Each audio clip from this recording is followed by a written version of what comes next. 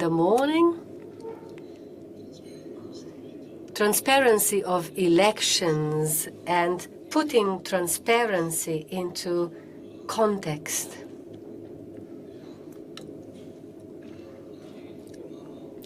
Do we have the interpretation into both languages, English and Russian? There is English. Should be. It is English. Channel number 2. Can you hear me now? Reči, dvigne roko, če ne slišiš. If you... Ja, kako pa vedu? Ja, če te slišiš, da ne dvigne roko. Aha.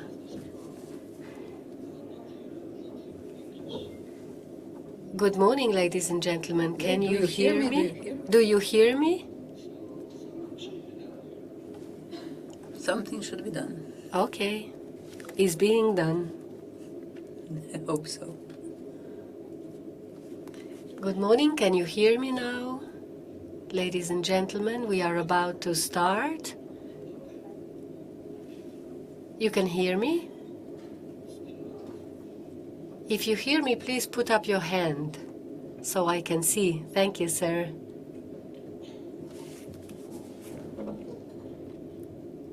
Rabia nove slušalke, ne? Kva dela Robi? Kva dela Robi? Posluša.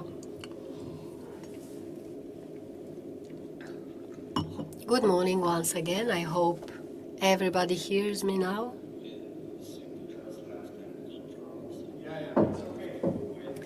Is it working now? Yes, it's working. Should be okay.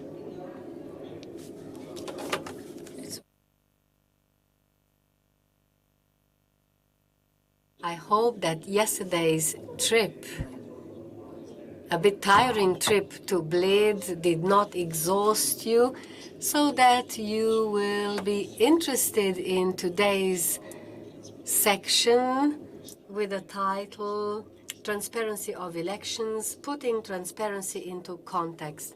Elections transparency has been put into different contexts in different countries, and there are different challenges. But what we all have in common is to ensure fair, free, legitimate elections, providing the right to vote and the right to be voted to each citizen. The condition sine qua non is, of course, in place, but the elections should also be so transparent that the voters accept the results. And it means that the citizens and voters accept the results intimately somehow. And a doubt into the legitimacy of the election results is very dangerous. Non-recognition of the results somehow undermines the foundations of the state. Democracy with a long tradition of elections and mechanisms of control rarely encounter this problem. But when the results are tight, this aspect can also be tested. In vulnerable states, when the control is still weak and allegation can further escalate conflicts and sometimes even violence, in this case, principles, clear principles are of utmost importance, and also method to identify violations, fast dispute resolution, and therefore the principle of transparency has several aspects. The aspect of election procedures being the first. Now, this aspect has been joined by several other ones. Sometimes exaggerated control, especially in our country, also the aspects of violation the rules on election campaigns. And this can lead into prolongation of election procedures and the procedures of the judicial protection of the voting right. Therefore, it would be better to resolve them within the Elections Act, Financing Elections Act. There are different priorities in different countries, and this is why such meetings are so important, to listen to each other, to exchange experience, and point out those aspects of transparency that we find most relevant. This is why we will listen with great interest to our morning guests, Mr. Sion Pierre Nanitelamio being the first one, Deputy Director, United Nations Electoral Assistance Division, followed by Vid Tomic and Annika Geisel, running Facebook policies, public policies in Europe.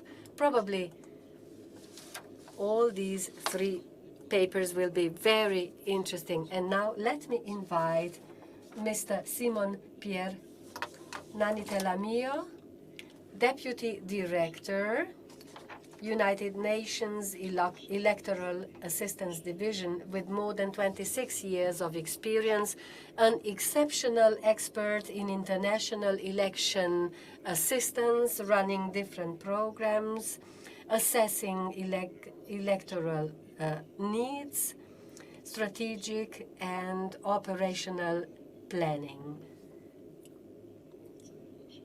The floor is yours, sir.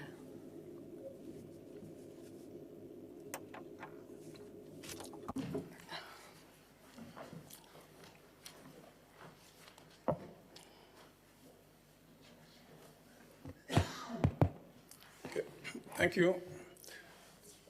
Good morning to everybody. Actually, my main task maybe will be to wake you up. It's the first. Thank you. All right, thanks. So it's the first presentation of the morning, and but we are three to intervene, and we have only an hour, so we have limited time as well. We have 10 to 15 minutes to get this done, and then we can respond to any question you may have. Actually, yesterday when discussing with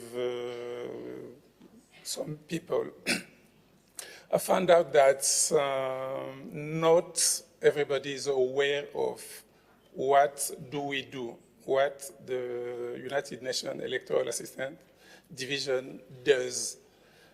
We are not an electoral management body, but we work closely with electoral management bodies.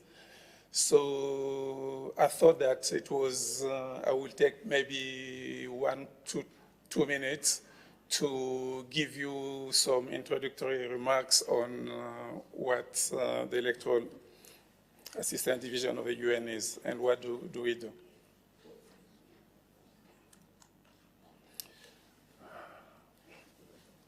I don't know if you can you can see so.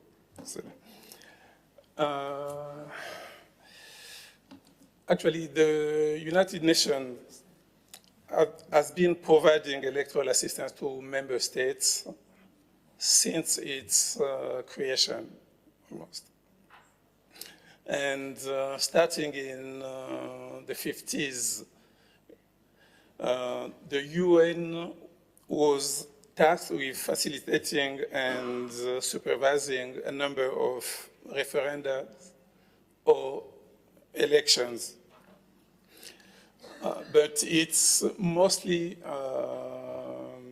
from 1991 that the election, the support we have been providing in a rather decentralized fashion has been structured. In 1991, actually, the General Assembly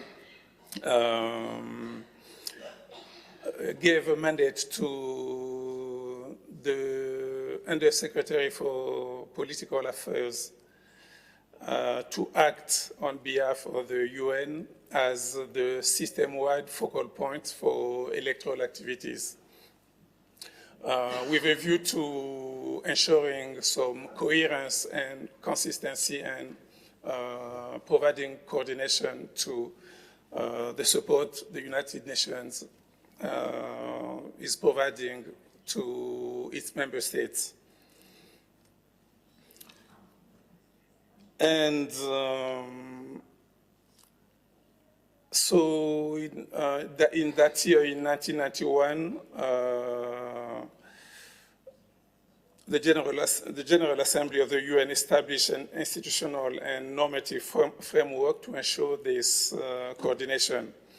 And the foundation of this framework, which has expanded throughout the years, but are still in effect, includes the respect for national sovereignty.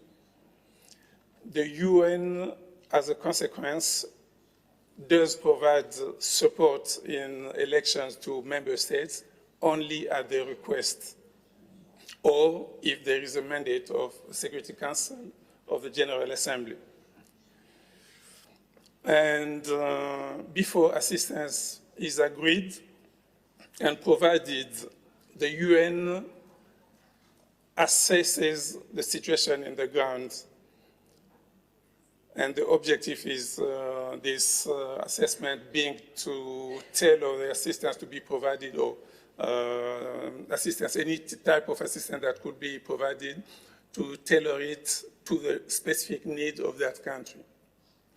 So the type of assistance we may provide to, let's say, to Slovenia will differ to the assistance we'll be providing to Bulgaria, for instance, depending on their needs. So there is no such thing that's, one size fits all. We're offering the same type of assistance. It's really depends on the need of the member states. And this assistance is also provided with the understanding that there's no single model of democracy.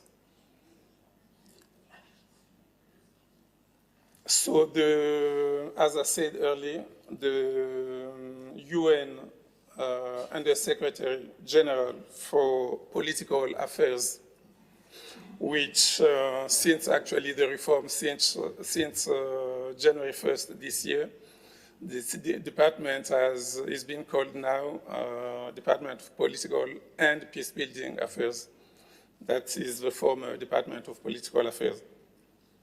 So she's the focal point system-wide for electoral activities.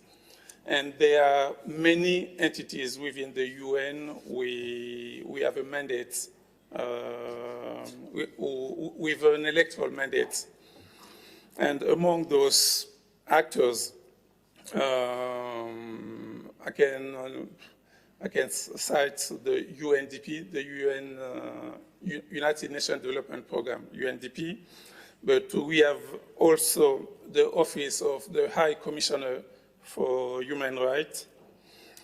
We have UN Women. We have the UN Office for Project Service, and we have UNESCO as well. Each of these entities have specific mandates. The Office of the High Commissioner for Human Rights, for instance, monitor the violation or not of human rights during electoral process. And UN Women, they focus their assistance on promotion of women participation, and so on. So since Since the beginning, actually, the UN, the type of electoral assistance the UN has been providing has evolved throughout the years. And we provide more or less 9 types of assistance, including organization and conduct of elections, certification of election, technical assistance, expert panels, operational support to international observers, electoral observation, and support to creating a conducive environment, supervision, and actually 3 of them. The first, organization and conduct of elections, certification of elections, and supervision have become rare. And we do not, what we mainly do now is what we call technical assistance, providing advisory advice to electoral management bodies and other interlocutors and other actors. So in a nutshell, that's what we do. But as I say, we provide electoral support. We can provide different type of electoral support, but at the request of the member states. And this request may come from the government or from the electoral management body. And once we do receive this request, we undertake an assessment of the context of the situation in the specific country, and then we can discuss and propose the most suitable type of assistance to that specific country. Going back to our topic on the transparency of the elections,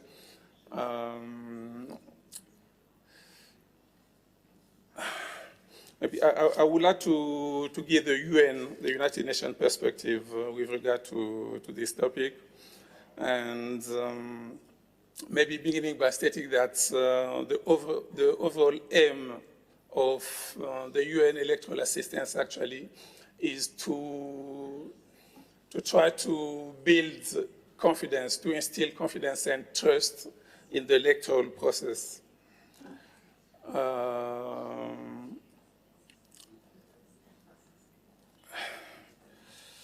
And a central objective when supporting member states is to help ensure compliance with the international commitment, but also to help them bring about an environment which is enough conducive and in which electoral contestants have confidence in the process and do not challenge at the end its outcome. And this goes to the heart of the UN Charter mandated conflict management functions as stated in the United Nations Charter in its preamble and Article 1.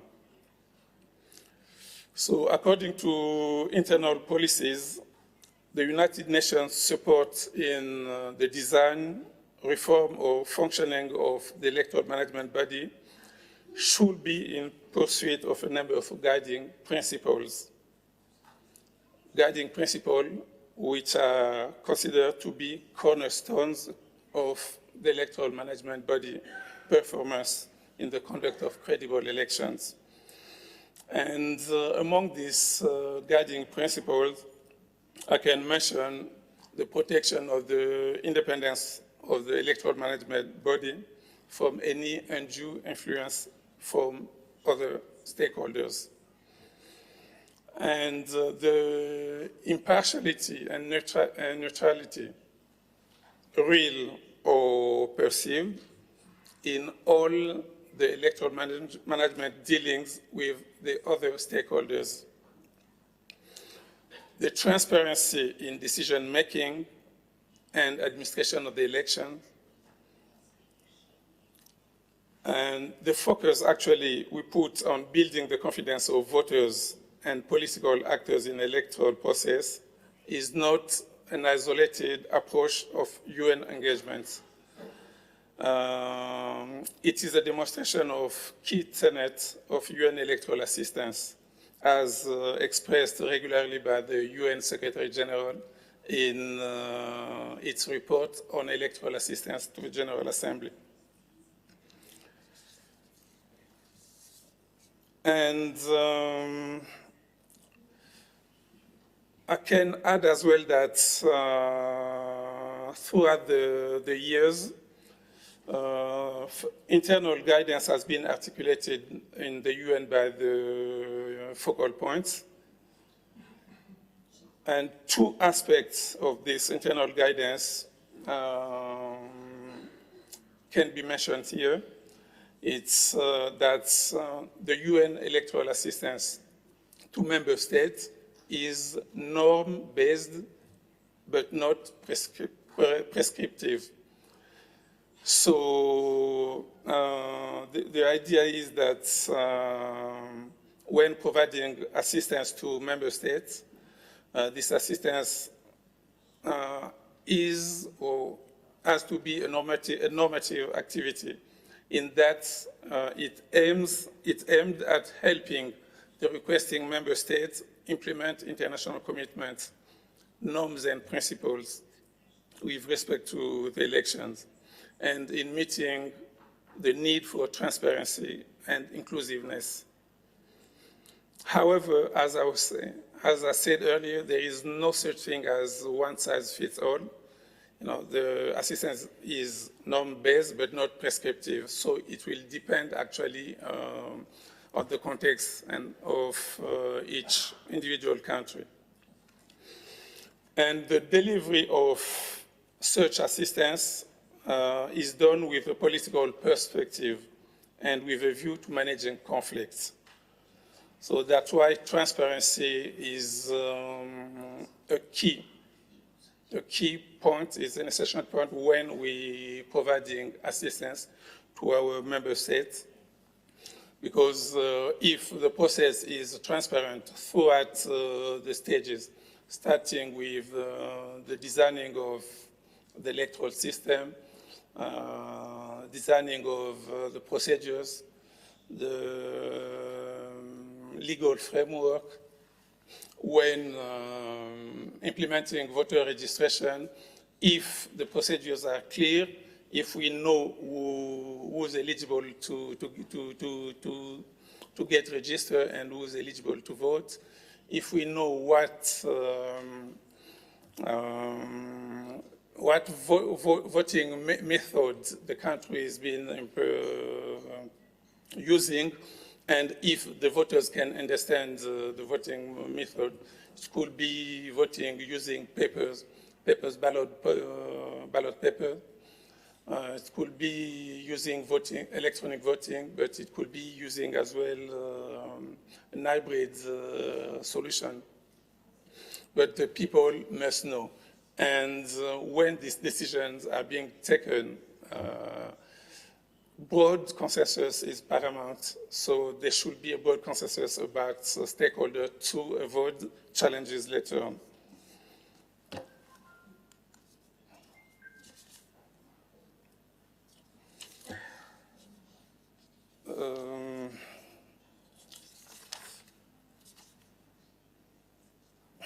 I'm almost done. I have 5 minutes left. So the concept of transparency probably there's no need probably to repeat what was done, but transparency is what is. When we're talking about transparency, we actually referring to the public ability to see and verify each essential step. So we talk, I was mentioning how people know, they have to know how to vote, the procedures, and where to vote, polling stations, and every steps. All these steps are key to public oversight and accountability. So if people can know what the process will be, how the process will will evolve and how the process will be implemented. They can build more confidence and they can more trust the electoral process.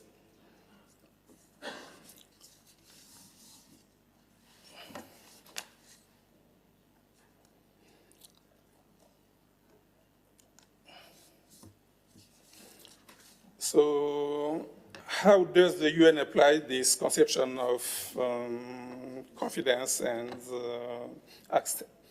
electoral management and acceptance of results in practical terms? The UN Secretary General has outlined a series of suggested steps that can help create a conducive environment for credible elections and therefore encourage a broadly accepted outcome of the election. And among these steps,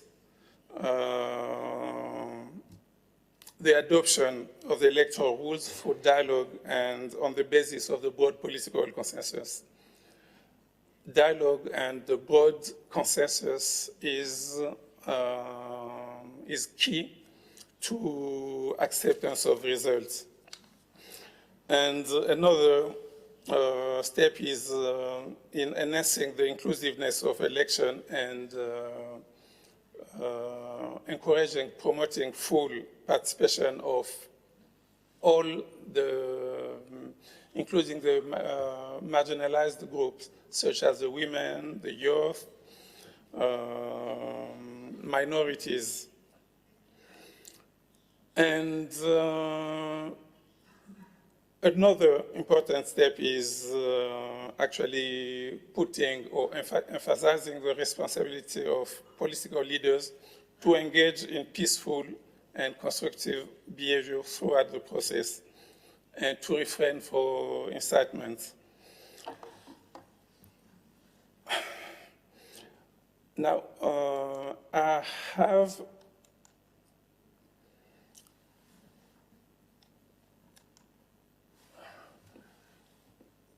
as a resource, probably I have a link there, but I can share it later. I can share the report. Every 2 years, the UN Electoral Assistance Division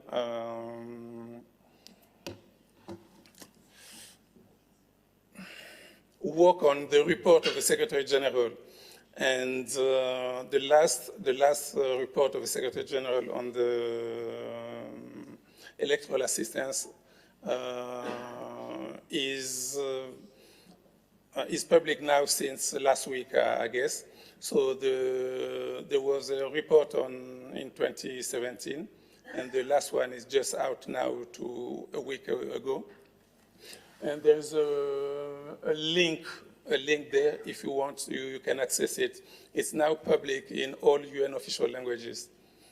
But I could share later on PDF copy in English.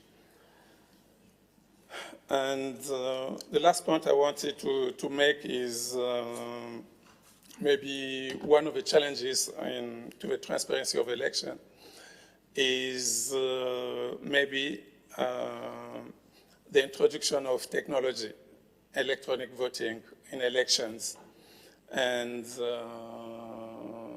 this came with a new set of challenge, different for what we have, the type of challenge we used to have. But I guess that's probably when with the next presentation, when we'll be presenting case studies and country studies, probably there will be more examples on how every country is dealing with these new challenges posed by the introduction of electronic voting and tabulation technologies. So I think that's I'm done. My time is done. I will stop there and stand ready to answer any questions you may have. Thank you very much. Hvala lepa, gospod. Thank you very much. Thank you. Mr. Simon Pierre Nanitelamio. Now let me invite Mr. Vid Tomic. Vid is Secretary General of the Society Transparency International Slovenia, focusing on anti-corruption activities, public integrity, the integrity in sports. For several years, he was active in NGOs, working on different aspects of human rights, democracy, and governance. At the University of Slovenia, he had his master's thesis in international relations. For the word. Before I start, just a quick show of hands, because I wasn't here yesterday, just to get a feel of what my target audience here is. How many of you come from within the European Union?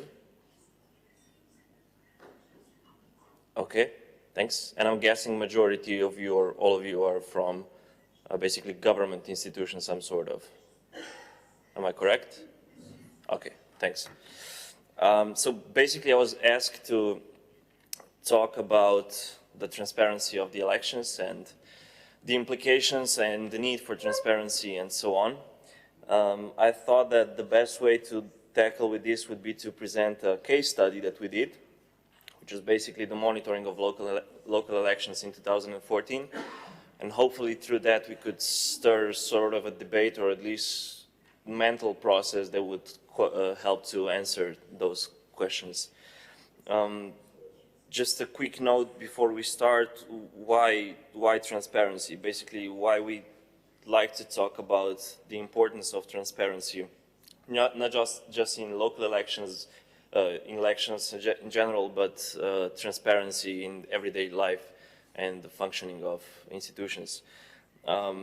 First of all, is basically to provide for, in case of elections, to help to provide an educated decision for the voters. And second of all, why it's extremely important for us here in Slovenia is that Slovenia basically has, within the EU, one of the lowest rates of trust in the working of public institutions, which is shown through Eurobarometer for almost last 10 years. Now, I didn't go into exact details why this is the case. I think it's a very complex issue, but this is one of the things that I think is extremely important, that if institutions and the governance of the country in general does not provide transparency, if the transparency is low or disregarded, then this kind of trust falls even lower. And the last thing is basically when you come to the public spending issue, citizens have the right to know how the public funds are being spent, because they're also their funds. Let me just...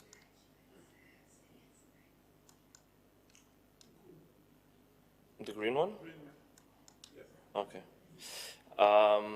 So I don't know, you heard some of the context of the local elections and with the relevant acts and so on. I wouldn't like to go into detail, because I think that the more on the ground cases and issues would be more interesting.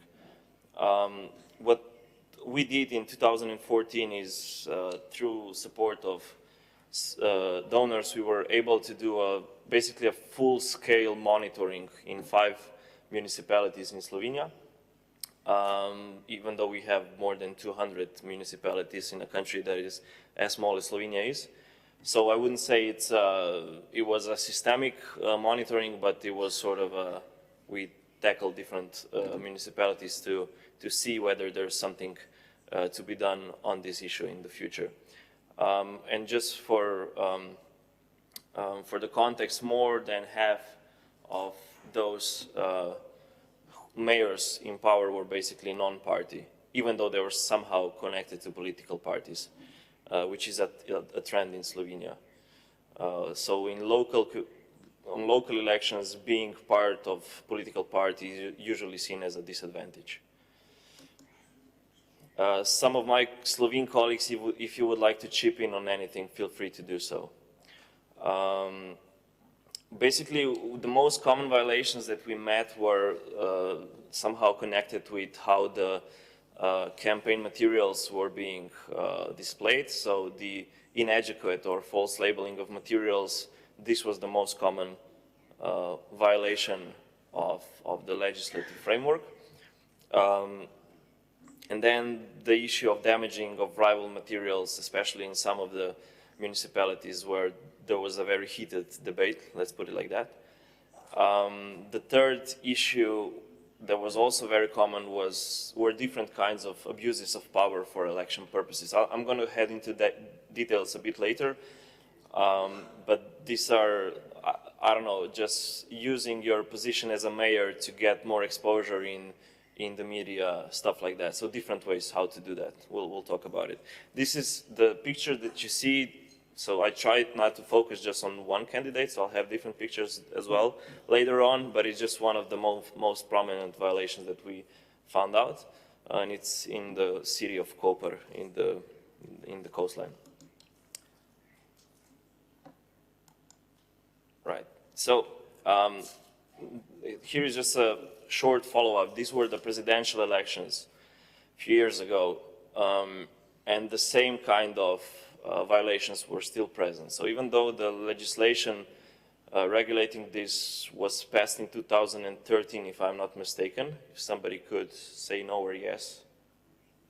No? Okay. I think it was 2013. So since 2013 till now, we still see that a lot of candidates are either not aware of the framework, the legal framework, or they're basically violating it on purpose. 1 out of 10 billboards that we saw during presidential elections were, only one was correctly labeled.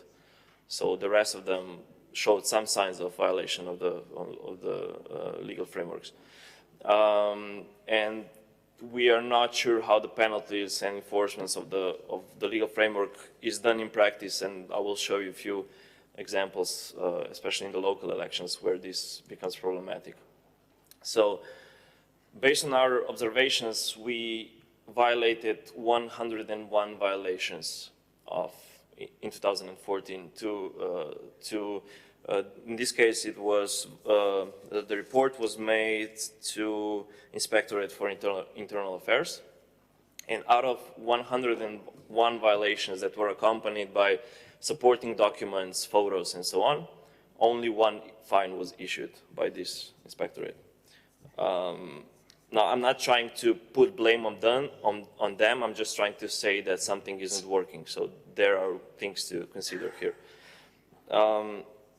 From that campaign, basically only one audit was made for one candidate. So in local elections, there is no obligatory audit made by Court of Audit of the campaigns, which is also one of the problematic issues, because then who is checking on how the funds are spent in the campaigns?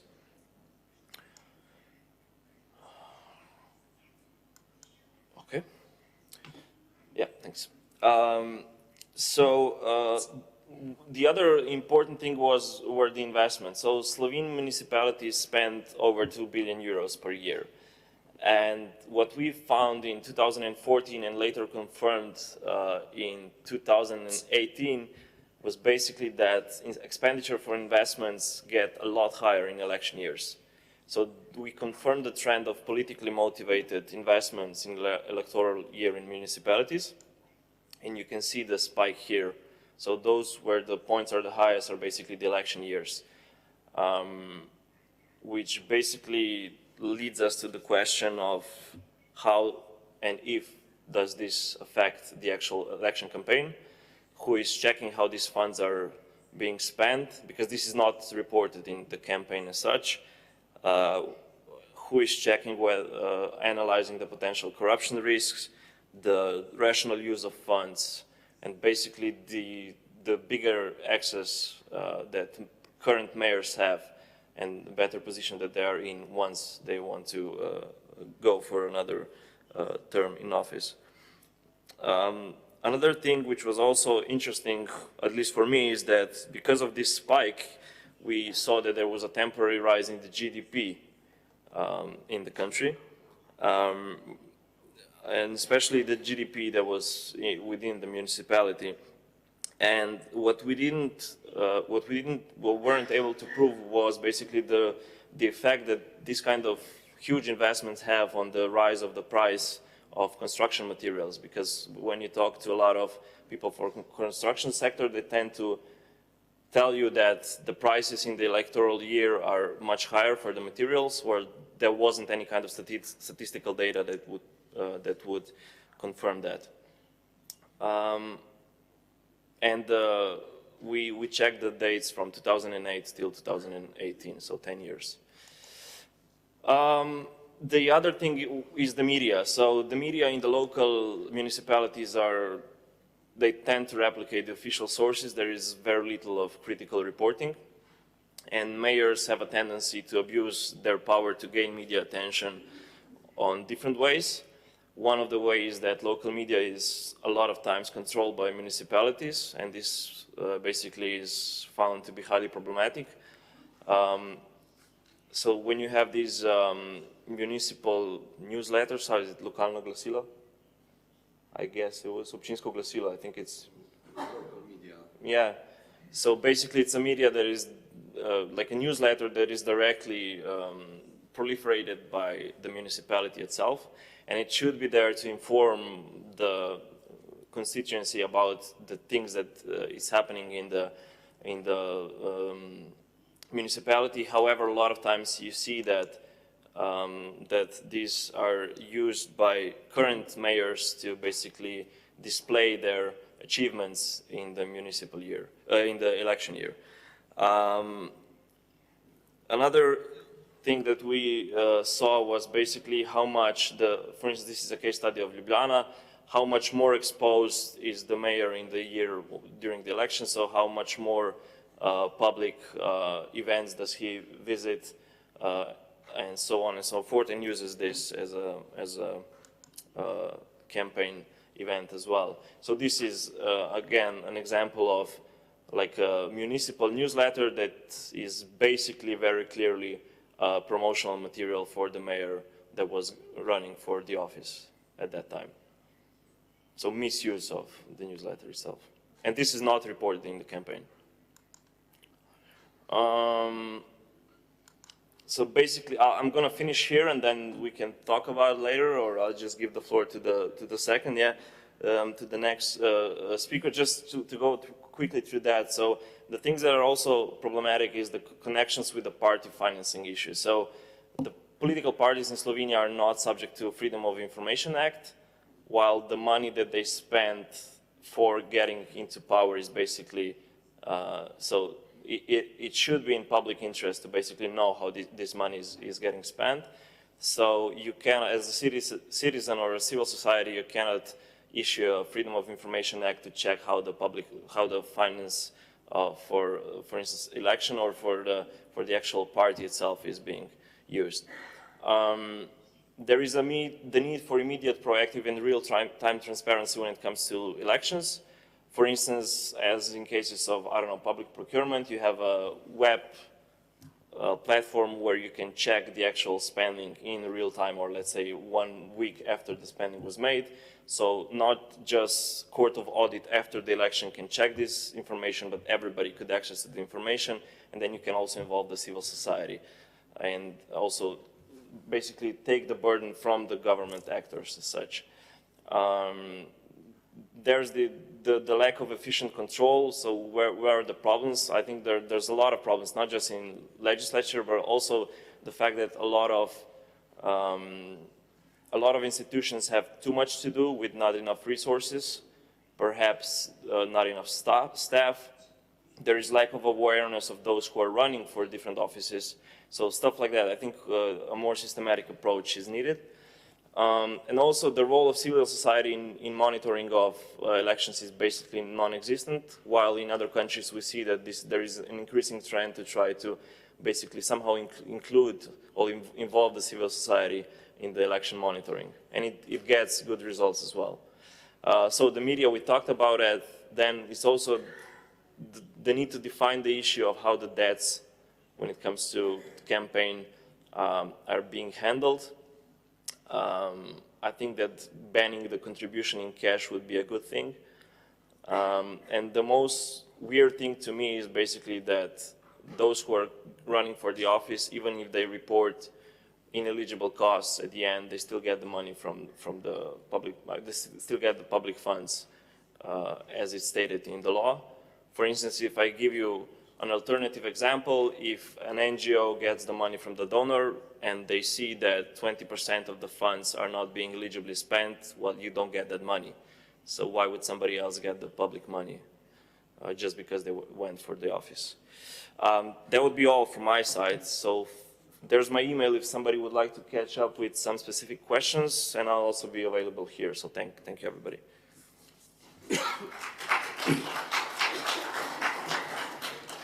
Lepa hvala gospodu Vidu Tomiću. Thank you very much to Mr. Vid Tomić. Now I would like to invite Ms. Annika Geisel to the floor.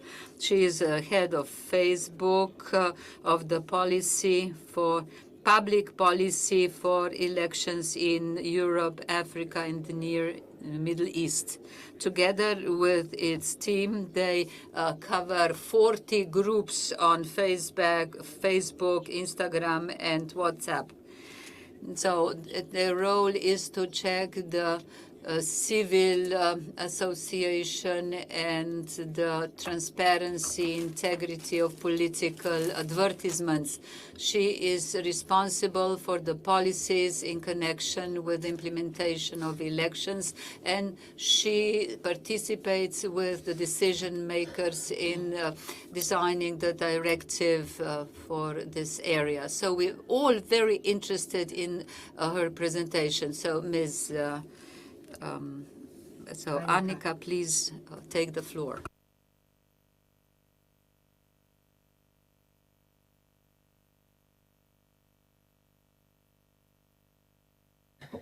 Thank you very much for inviting me. We are now coming to a different topic, social media and elections, but I think it's still important because, of course, a lot of politicians, government, and also electoral commissions are using social media, are using Facebook to inform and to make sure that people have the accurate information about elections. Of course, for us as a company, it's really important to make sure that there is enough transparency and there is safe and secure elections, and so we have massively invested in making sure that we ensure the integrity of elections. And I would like to present some of our measures, some of our approach when it comes to elections, especially the European Parliament elections, which happened in May. Of course, I want to showcase some of the things that we've done around that, but I'm also very open to any of your questions. As said, I'm the public policy lead for elections in Europe, Middle East, and Africa. That means that I'm coordinating 40+ teams, so we have 500 people that do nothing else than elections.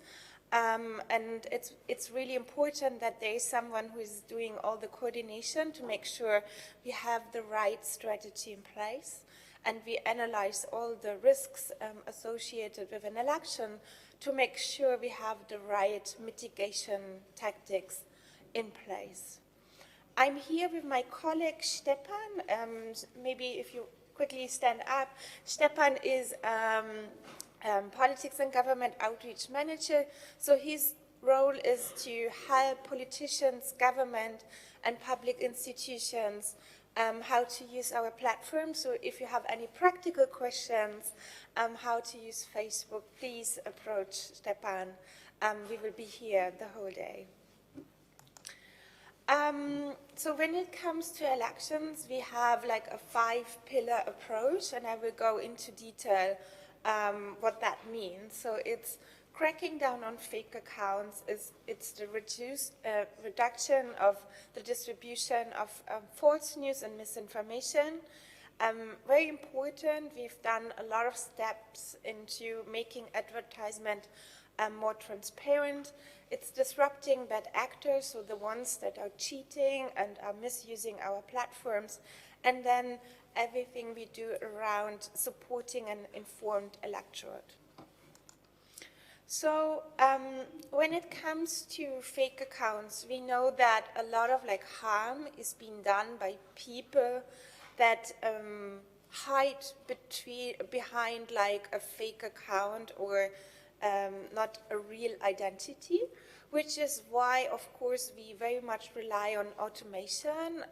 Technology like AI or machine learning can help identify those fake accounts, and so we are now in a position that we can detect almost 100%, it's 99.6% before anyone reported a fake account to us.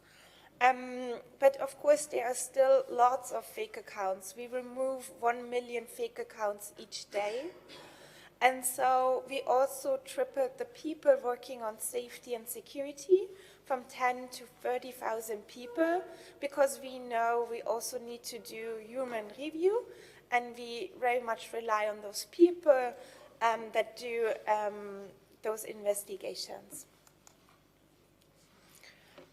When it comes to reducing the distribution of false news, I think this is something which is probably never finished, but we are following a 3-step approach. So first, we remove everything that is against our community standards. So whenever there's hate speech or fake accounts, everything that is violating our community standards gets removed.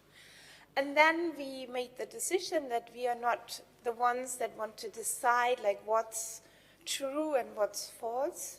And so we work with third-party fact-checkers, which are certified by an international organization called Pointer. And whenever something is reported and those articles are fact-checked, we reduce the distribution by 80%. So even if it's still a newsfeed, most people will not see those false news and information anymore. And then we do a lot of information with additional context. For example, give people more information about the publisher. So when we work with the fact checkers and we don't have any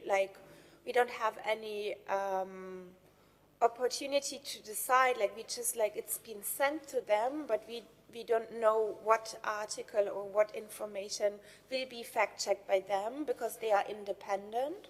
They get paid, of course, but they have independent fact-checking organizations. So whenever a fact-check is being done, we take the action and reduce the distribution, so it gets much less visibility. You will also see related articles. So when there is an article that is fact-checked and is visible in newsfeed, you see that there is an additional sign, and there is an additional article, a related article that explains why the fact-checking organization came up with their rating.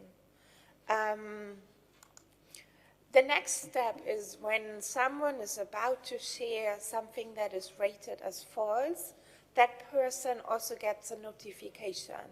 So we don't block the sharing, but we make people aware and we give people transparency so that they know this has been fact-checked before, and they need to make sure, if they want to share it anywhere, that they know it's fact-checked and it might not be accurate. In Europe, so far we have 22 partners in 14 languages, and we are always trying to expand the fact-checking partners.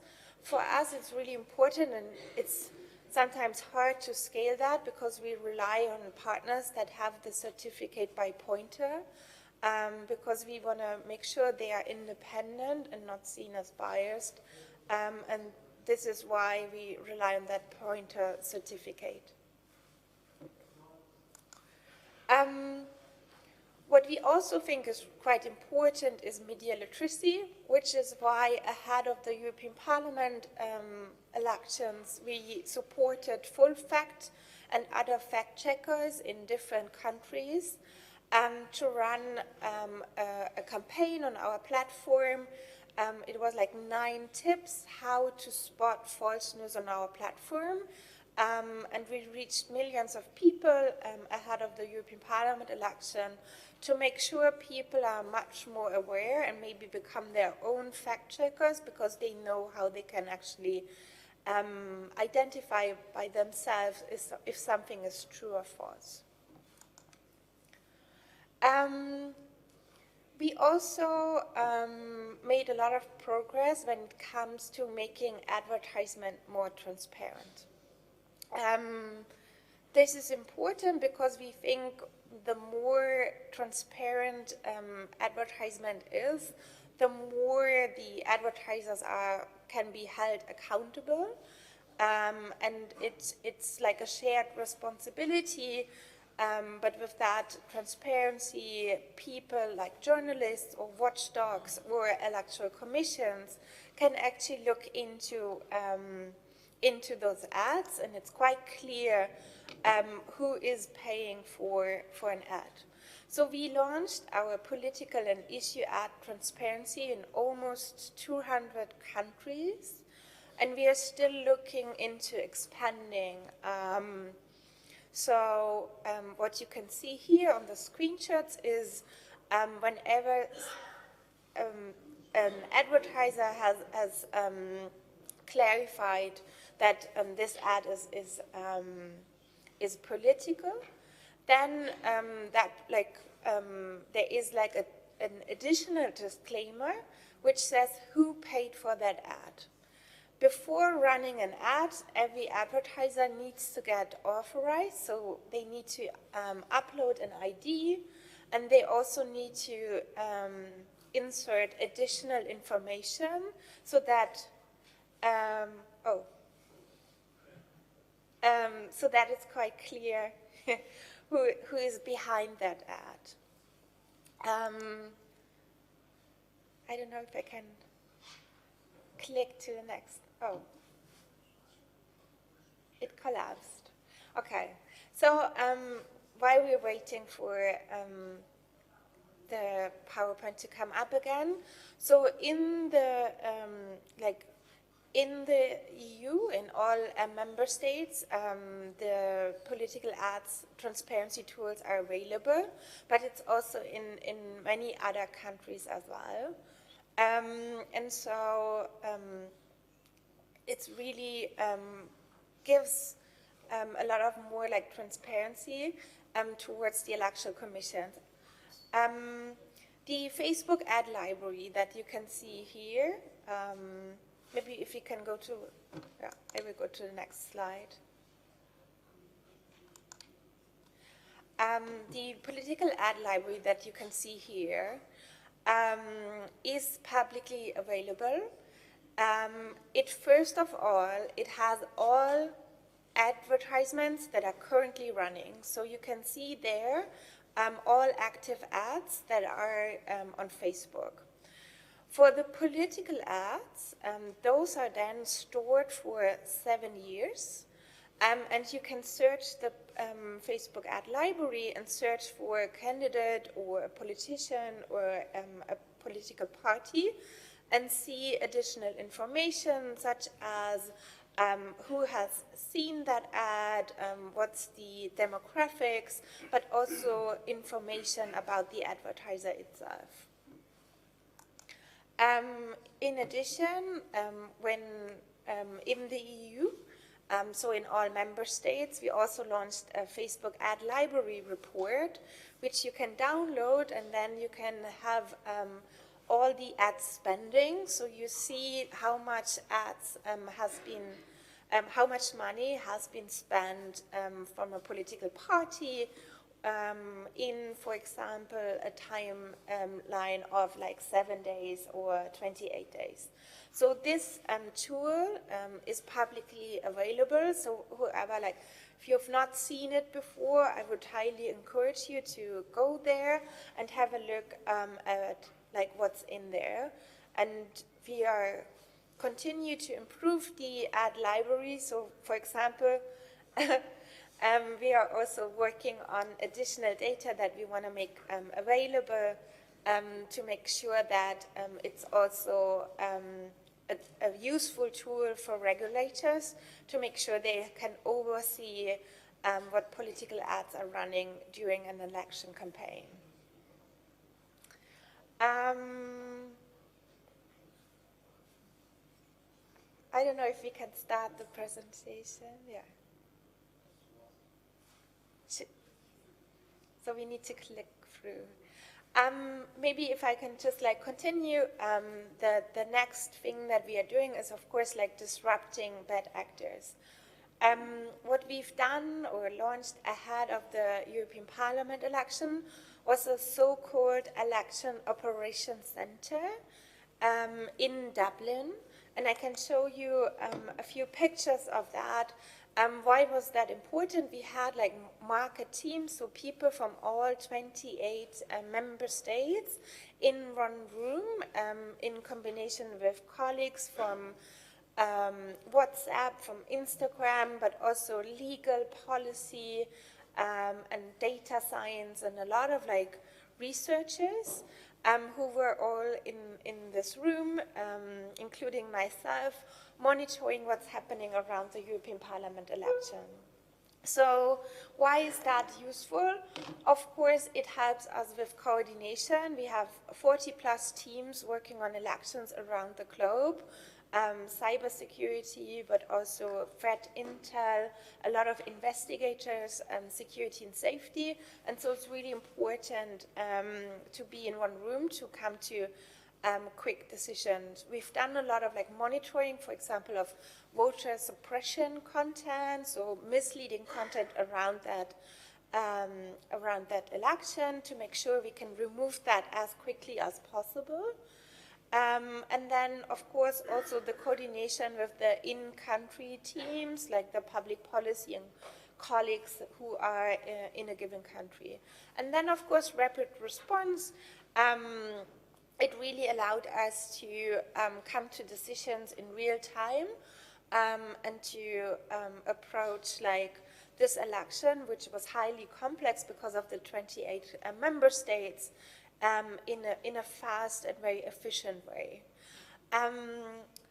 That being said, of course, the European Parliament elections has been like a big election for us, but we do have those task forces for every and each election. So my team, we are currently monitoring for Europe, Middle East and Africa, I think around about 35 elections in the second half. And for every of that election, we come together and we do a risk analysis and we develop a strategy to look at the biggest risks. Coming to, of course, we have a lot of like partners around the globe, partners like NDI or IFIS that we have like global partnerships with. But of course, when it comes to an election on the side, I highly encourage you to approach us because we think it's really important to have that dialogue. And if there are any questions regarding an election, if you see any suspicious activity, it's always helpful for us to get like the full picture. I have like one more slide, which is the election day reminder. So for the European Parliament election, I don't know if you've seen that, but we launched that election day reminder in all 28 member states and linked to the electoral commissions or to the European Commission to make sure people have the right information, where to vote and how to vote. That's also something we are doing for every national election and more to all local elections. Last, maybe some lessons learned. I think we improved our defenses, but we also know that security is an arms race.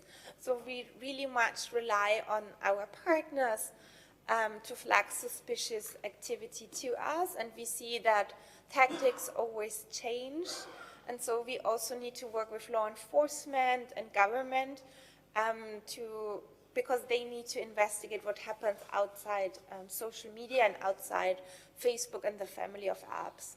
We work very closely with our industry partners, Twitter, Google, and others, so we share a lot of information. So that whenever it comes to, for example, coordination or inauthentic activity, we can share those leads and make sure that those misusing accounts get removed from all platforms. Nevertheless, I think there are very important questions, very fundamental questions.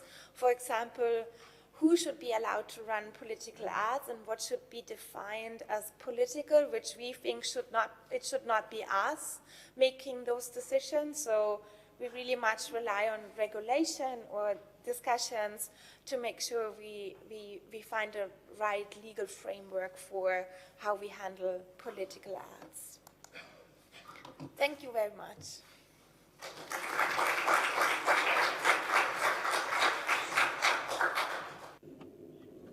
Thank you very much, Mrs. Annika Geisel, for this extremely interesting presentation. This leads us to question and answer session. I'm leaving the floor to the participants. I can see one hand up already. Najlepša here. I have a question for Facebook representative regarding the political ads transparency, and especially for the library. So, for example, in some countries you can see how much they spend, but in some other countries you can see only the running campaigns, but you cannot see who is giving the money and how much they spend.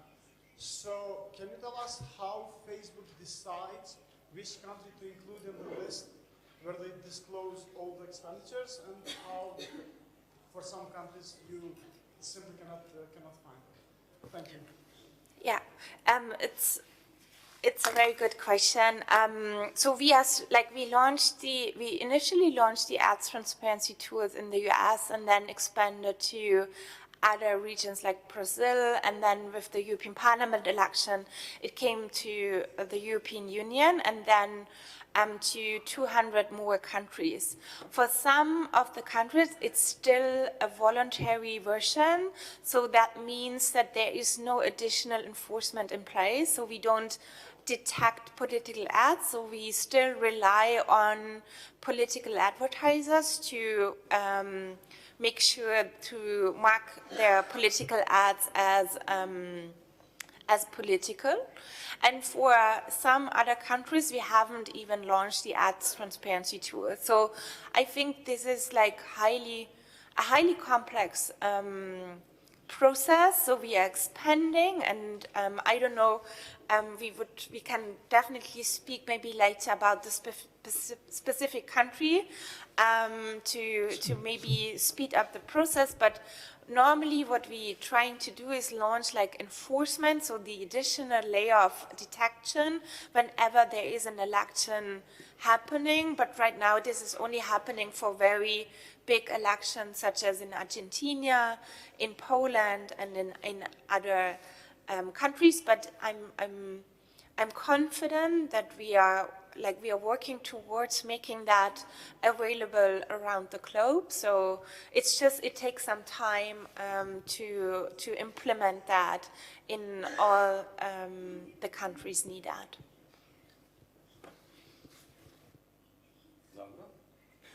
Lepa hvala. Thank you very much. Any further questions? I would like to thank all the speakers. I think this was a very interesting panel this morning. My question is, many speakers have spoken about the lack of political will to address the issues of transparency. So my question first is, how UN can concretely contribute to, for example, addressing the corruption among the judiciary, because we have spoke yesterday a lot about the role of judiciary, and we know that unfortunately in many countries judiciary is corrupted. So what can be done to address this issue? Then I'm very happy that we had the representative of the Transparency International, because in many EU countries we have an issue that there is no international pressure, because in the countries, in involving democracies, we have UN, we have Council of Europe, we have IFES, we have OSCE and so on.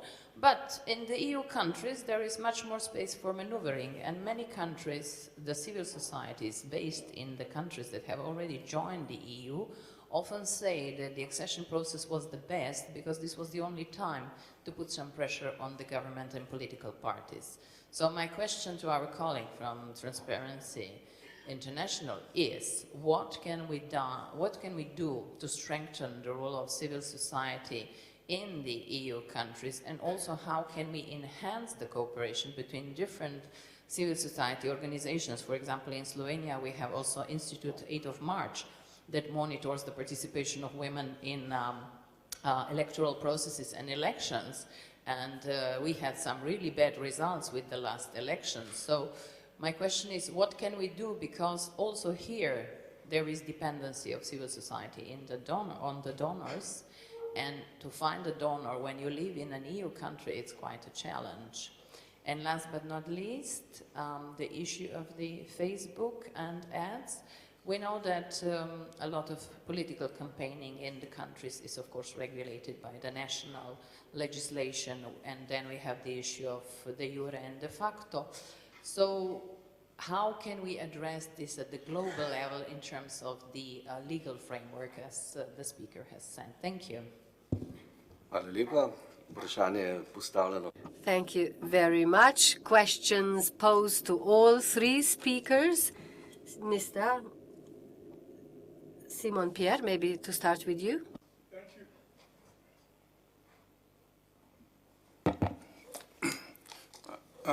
Right. Thanks for a question about how the UN could concretely address the issue of corruption of the judiciary. As I was saying, actually, UN involvement is linked to a request, for the UN to be involved in any electoral support activity. There needs to be a request first from the country office, from the member states. And whenever there is a request, the request will be followed by an assessment in the country. And during this assessment mission, we interact with different stakeholders, including the political actors, the judiciary, and the government. So this assessment actually can enable the UN to identify the different type of activity they can undertake, including capacity building for the elections actors. But unfortunately, sometimes it's not a question of lack of capacities. Sometimes you have capacity, to fight against corruption. Sometimes you can build capacity, you can strengthen capacities, but some of these actors have the required capacities. But it depends on the social context, on the political pressure these actors are receiving. in a country where, for instance, I may say a judge, well-formed judge, is not well paid, or is not paid at all in some of the developing countries. You may build his capacities, but if at the end of the day, he's not paid, and there's someone else coming with money to buy his favors, unfortunately, it's difficult for the UN to intervention, the UN intervention to have such more impact. And I mentioned political pressures as well. In some countries, they can tell you that the tribunals or the courts are not independent. Too biased, are leaning towards the ruling party or whatsoever. So basically, yeah, it will actually, we can assist in building capacities.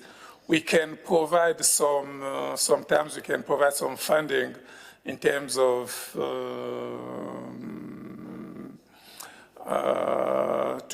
some funding to address some issues, but as long as you do not tackle the root cause, the problems, it's pretty difficult. And I said that, you have the political pressures.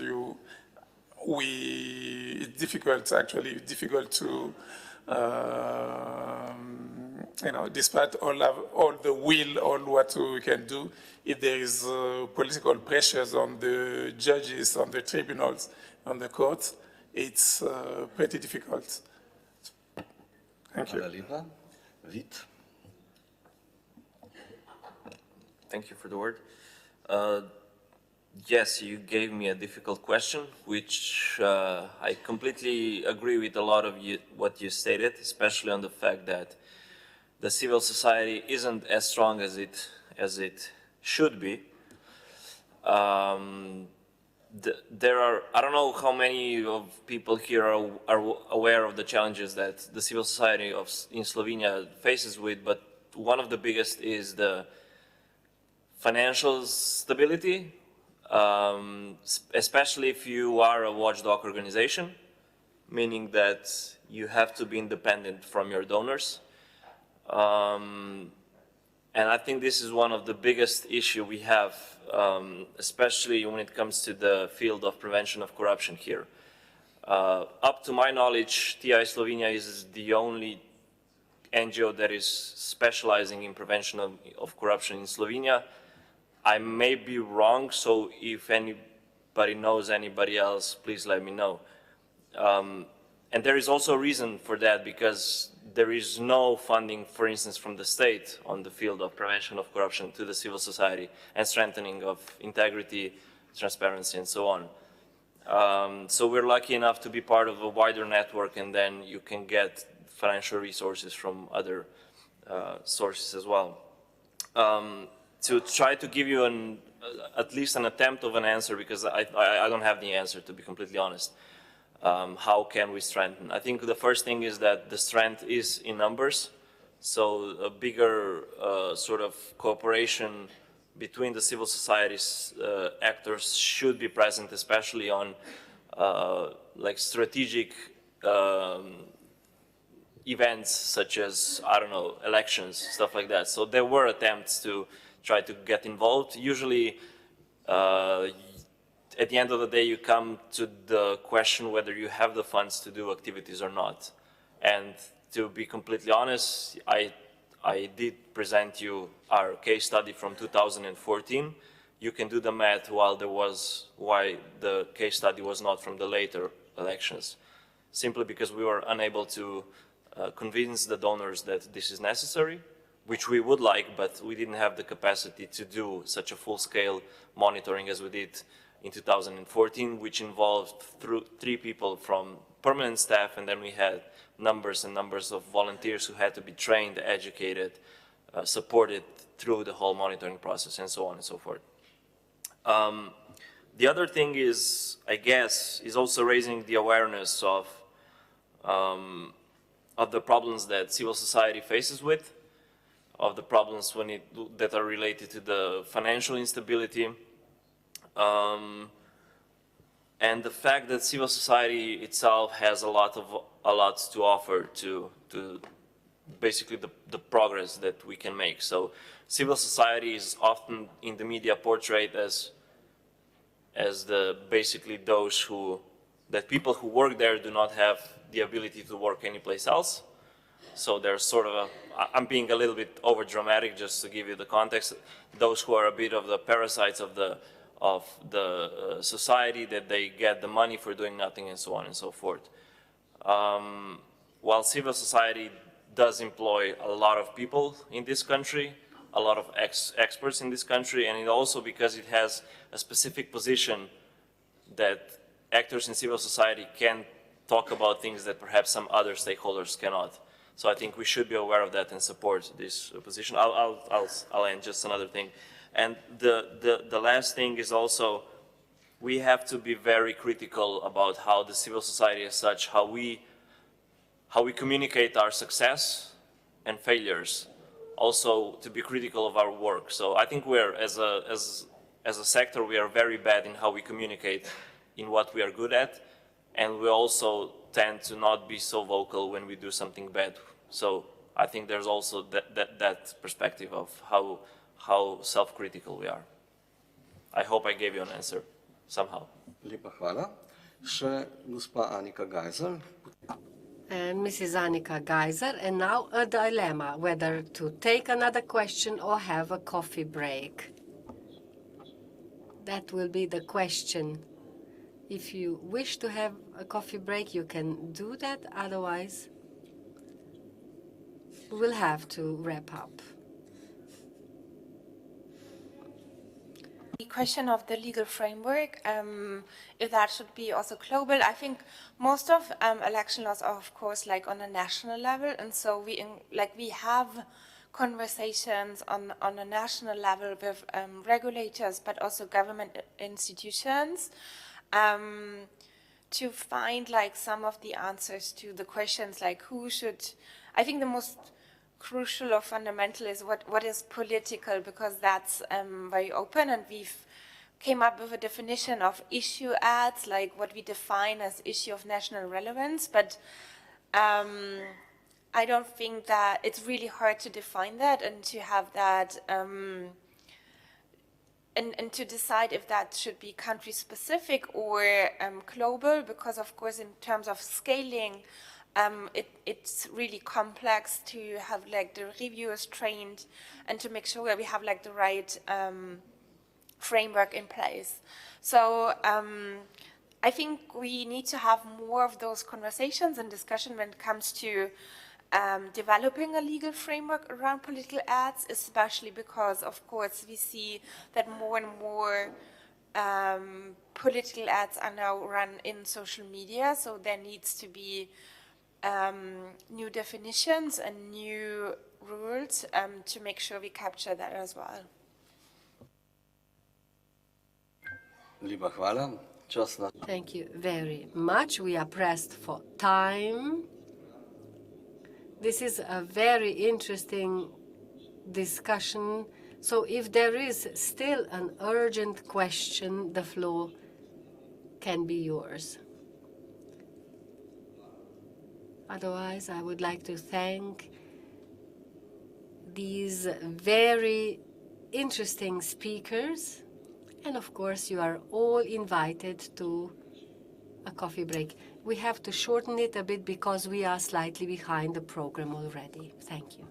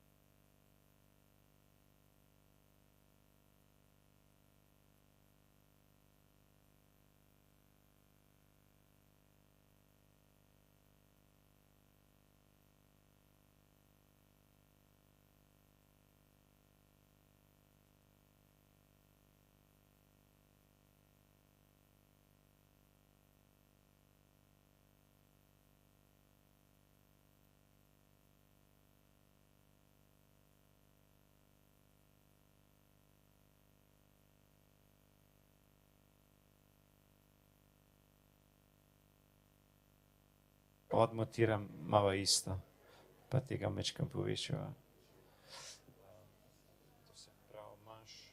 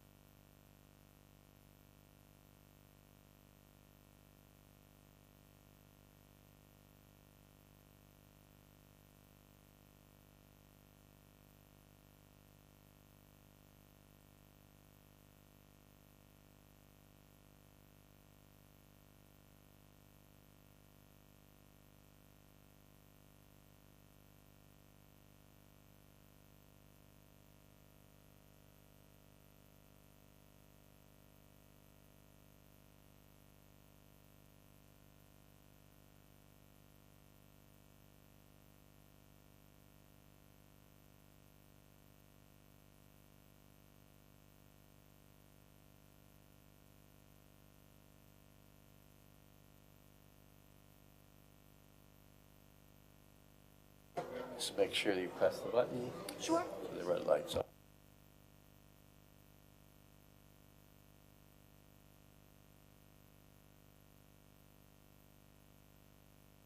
There.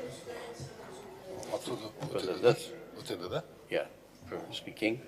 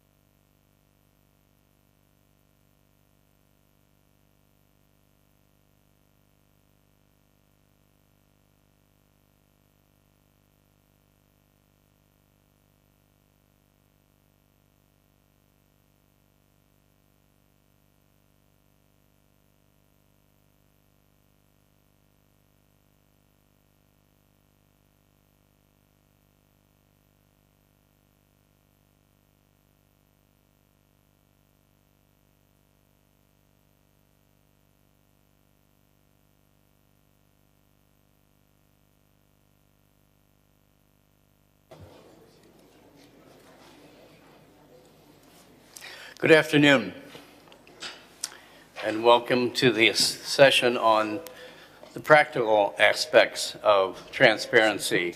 My name is Paul DiGregorio. I've been associated with ACEEO for a long time. My first conference was in 1995, where I met Mr. Zolnacki for the very first time. It was his first conference and my first conference. I have been the chairman of the United States Election Assistance Commission, and I served as executive vice president of IFAS, and did a lot of work for IFAS in the 90s in many of the countries that are represented here today. And it's indeed an honor to be asked to moderate this important session. Just so you know, since we're running late, lunch will start a little late and not until 12:30. So we have an hour to get through our presentations. And, you know, as the moderator of the previous session on transparency stated, that transparency instills trust in elections and acceptance of results. Our session will focus on the practical aspects of transparency. You know, and the degree of transparency varies from country to country depending on the laws, rules, and the will of institutions to provide the public, political parties and candidates with information and access.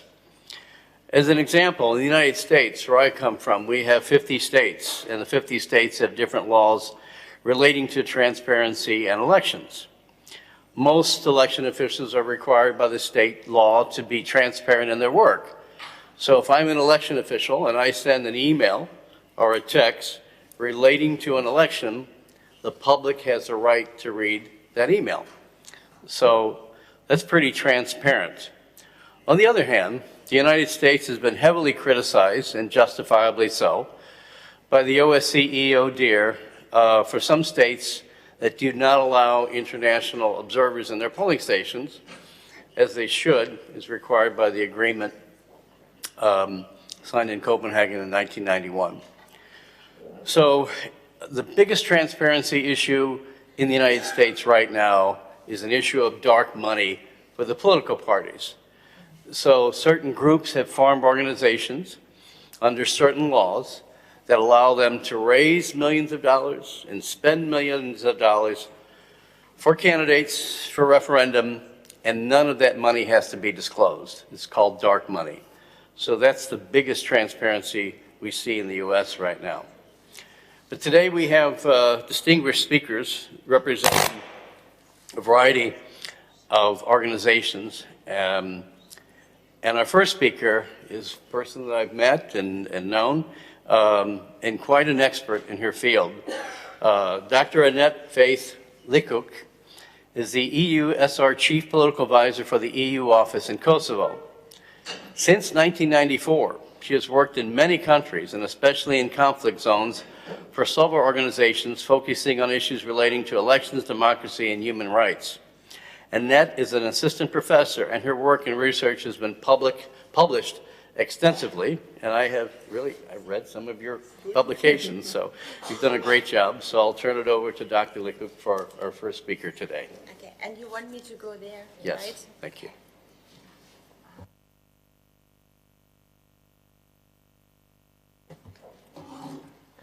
Yes, thank you so much. Some of you might know me in another capacity. I was the head of the election department with International IDEA for more than 6 years. And now I'm with the European Union based in Kosovo. And it's a pleasure to be here. And I see many familiar faces, so it's very nice. Today the topic is transparency, and as I'm now with the European Union, and the most visible tool the European Union has when it comes to elections is election observation. So the presentation is structured in a way that I will give you a quick overview of what the European Union does, and it's a bit different perhaps from the colleagues from the OSCE, ODIHR, and other actors in the field of observation. So it also serves a little bit as a reminder what the European Union does in that field, but also what it aims for. I have also a short clip so you can see how it looks in practice. And then at the end of my presentation, I will just highlight a few points, and they are very much linked to the overall topic of transparency. And these are really the challenges we are all facing. I particularly like the presentation of the colleague from Facebook, because this is something what is out in our world. We have discussed it now for a couple of years, social media, but this is certainly something also for observation. And so we're facing, I mean, that's one of the issues, but there are many more. So this is where I will give you also an overview at the end of the presentation. So, yes, if I could, let's see if I can do that. So I would like to start with a quote from our High Representative, Federica Mogherini, and I have to read it. So she said, last year there was a huge conference in Brussels with many stakeholders dealing with electoral processes. I'm sure some of you have attended that conference. And so the High Representative said, election day is only the tip of the iceberg. Democracy is a daily exercise that goes well beyond the ballot box. It is about equal rights for all voters and a level playing field for all parties. It is about freedom of speech with diverse and independent media. It is about a lively civil society and the daily participation of citizens from all backgrounds to a country's public life.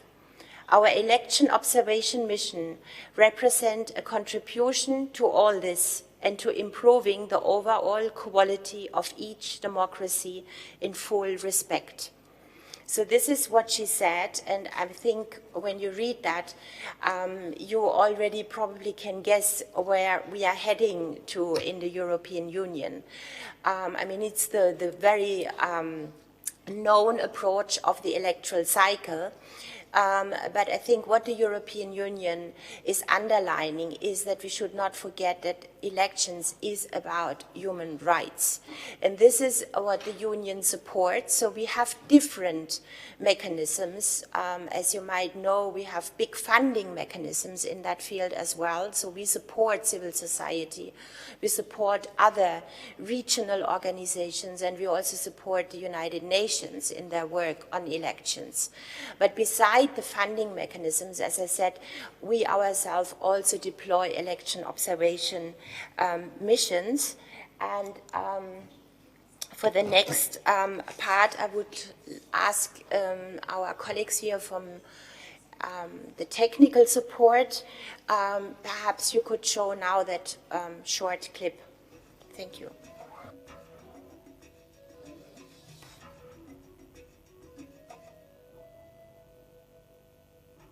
Since 1993,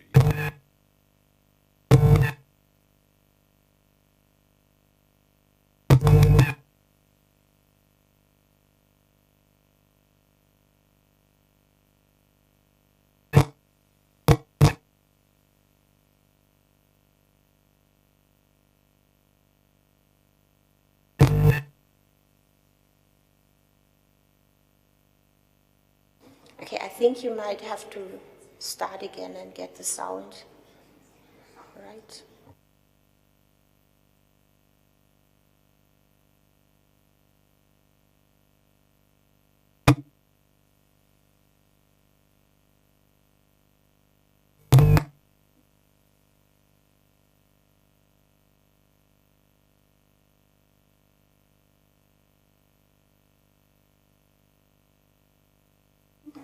All member states have committed themselves to hold genuine, regular elections. Part of the work includes okay, now we don't have the sessions of the Central Election Commission, and of course to assess overall the performance of election administration against the ACEEEO commitments and other international standards, as well as against national legislation. Long-term observers are an important component of every election observation mission. They normally come to countries 4 to 5 weeks before the election days. So my primary role as the LTO coordinator is to ensure that there is a smooth and a constant flow of information between the field, between the long-term observers and the core team, and vice versa. In order to receive an overall picture of what's going on in the country, you have to have people represented in different areas, and it creates the whole aspect of election in general. Usually the long-term observers meet with all the local stakeholders involved in the process during the pre-electoral period, and also during the electoral period and the post-electoral period. We try also to cover the rallies in the local level. We try to cover the performance of the justice, the performance of the electoral administration body locally. On a mission, not only do we have long-term observers, but we also have short-term observers who come a few days before election day. And they are briefed, they're appointed to various long-term observers, and they stay in the field. They have a day when they get to know their area, and then the next day they will be observing the election. Another very important part of their job is to follow the counting of the votes and the tabulation of the votes from the various centres towards the end of the day. Well, the role of the political analyst on an election observation mission really involves meeting with a wide range of political parties to talk to them and discover their views on the conduct of the election.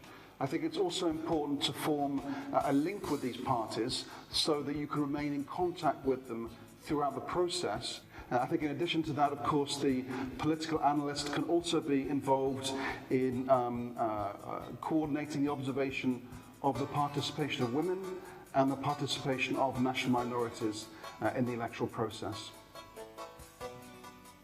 Does the voter receive sufficient information to make an informed choice?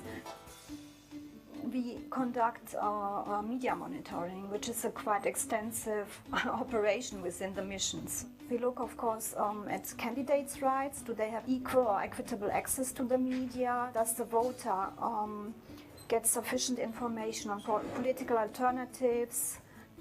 The political pluralism in the media is very, very important in regards to democracy per se.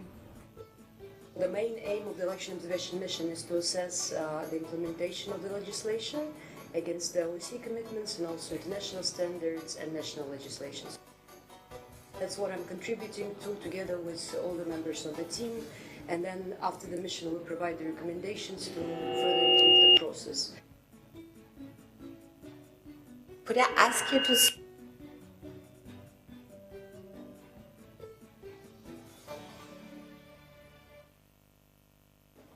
Okay, you might have seen us laughing a little bit because that's actually not the clip which I wanted to show you. So, and so it was, I think it was the next clip after the one I wanted to show you. So, of course, I mean, the aim was to show what the European Union does and not what the OSCE does. So sorry about that.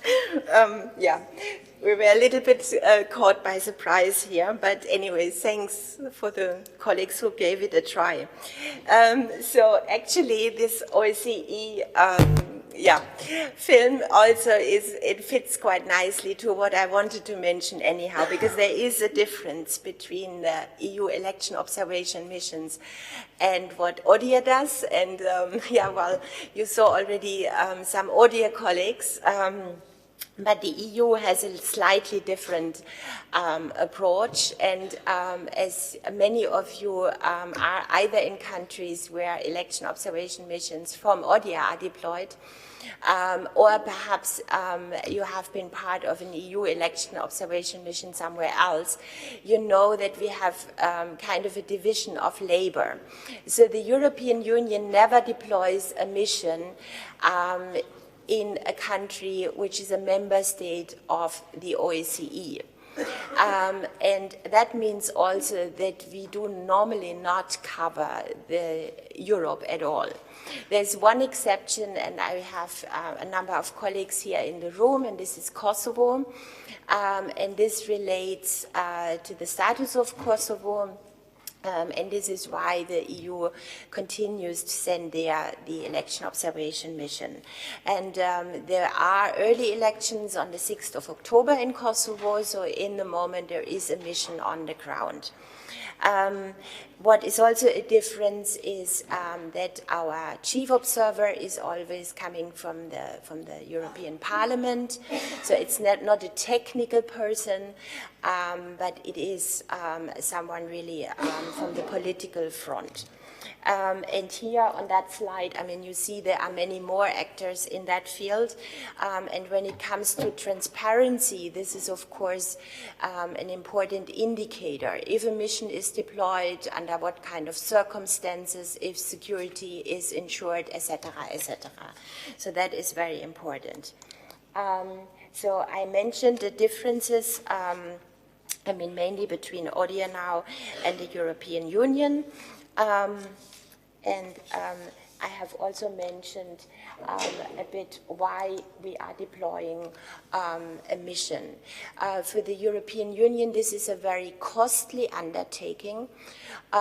Missions are deployed since about 20 years, so we have a lot of experience in sending missions out. But the missions have also changed over all these years. The approach has changed. I mean, in the beginning, it was many STOs, so the short-time observers. There was a great focus on the election day. And now what becomes more and more common practice is really to look as much as possible into the entire electoral cycle, or at least the weeks before and after E-Day. This is complicated because also the observers have to become more and more professional. They are trained. So more and more we're leaning towards professional observers, more long-term observers, less short-term observers at election day. And also what is important is in most of the countries we have EU delegations. And they are like, I mean, their status is the ones from like an embassy. But of course we have political sections, and these political sections are also looking at elections, and they're looking at electoral reform, and they're also working closely together with the election observation missions. So this permanent presence on the ground is also very crucial, and I do believe that in the upcoming years we will see that this is much more interlinked.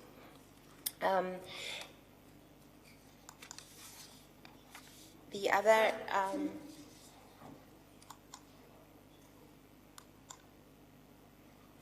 this is about what observation mission is not about, and I know that in some countries, and that in some cases even to a quite severe way, the missions were criticized. So no matter if a mission is invited, because that is a precondition, so whenever we send a mission, there is a need of an official invitation. But sometimes this is not the same than really being welcomed. So there are countries where it's very difficult to work with the commissions. It is very difficult sometimes to work with civil societies for very different reasons. And sometimes also the criticism is like, yeah, you're coming to a certain point in time, you're sending your experts, and how can you dare even to explain us what our electoral process is about?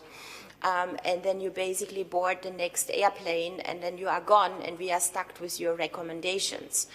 I'm exaggerating a little bit, but we had these cases. So I think it's very important that we from the European Union are clear what the missions are about, why we are coming and how we are working in order just to avoid any misunderstandings and also accusations. And they do happen. To a small extent, but also to a very big scale, and this is very unfortunate. When it comes to our methodology, I mean, this is probably sounds familiar to many of you, so I don't want to be too repetitive. But as I have mentioned already in the beginning, I mean, really like the 20 years ago, it was very ad hoc, and it becomes more and more and more structured. It becomes more professional. I mean, in the beginning, I mean, I remember it, I was a student, and then I was already working as a short-term observer, and had very little training, and we were really sent somewhere and to observe, and it was basically the forms we had to fill in, and that was it. The entire electoral process and our working environment became much more complex. And I'm again looking at the colleague from Facebook, which is one of the examples, but also really to develop in the same way than what we see, what happens with the electoral process, and always really keep that standard and even go beyond.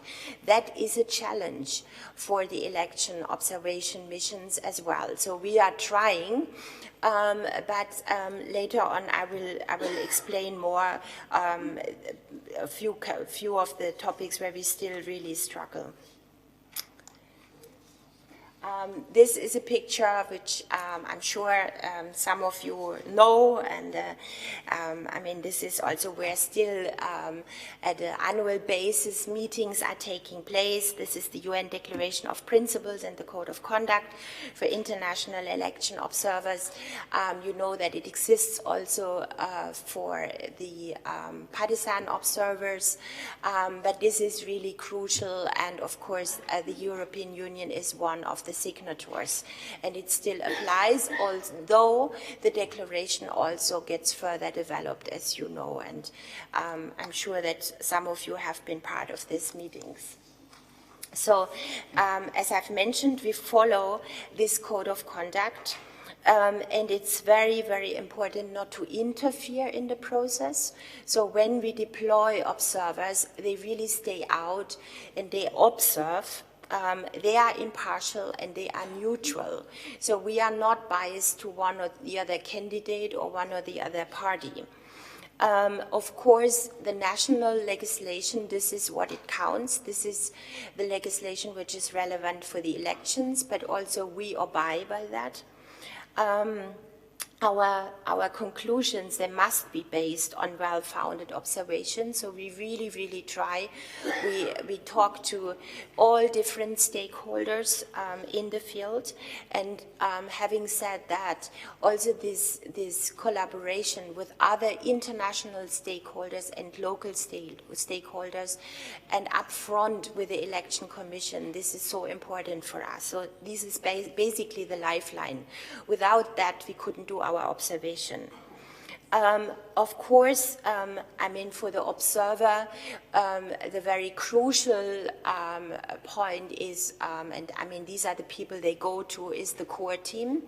So the same as ODIHR, we deploy a core team, but then we have the long-term observers and the short-term observers. The individuals do not judge, so this is really done by the core team, and it is a team effort, and also Brussels, of course, looks into that issues and into the observations and into the analysis of whatever findings we have. And also what is important to mention is that, of course, we operate also on the highest levels of personal discretion when we do our duties in the field.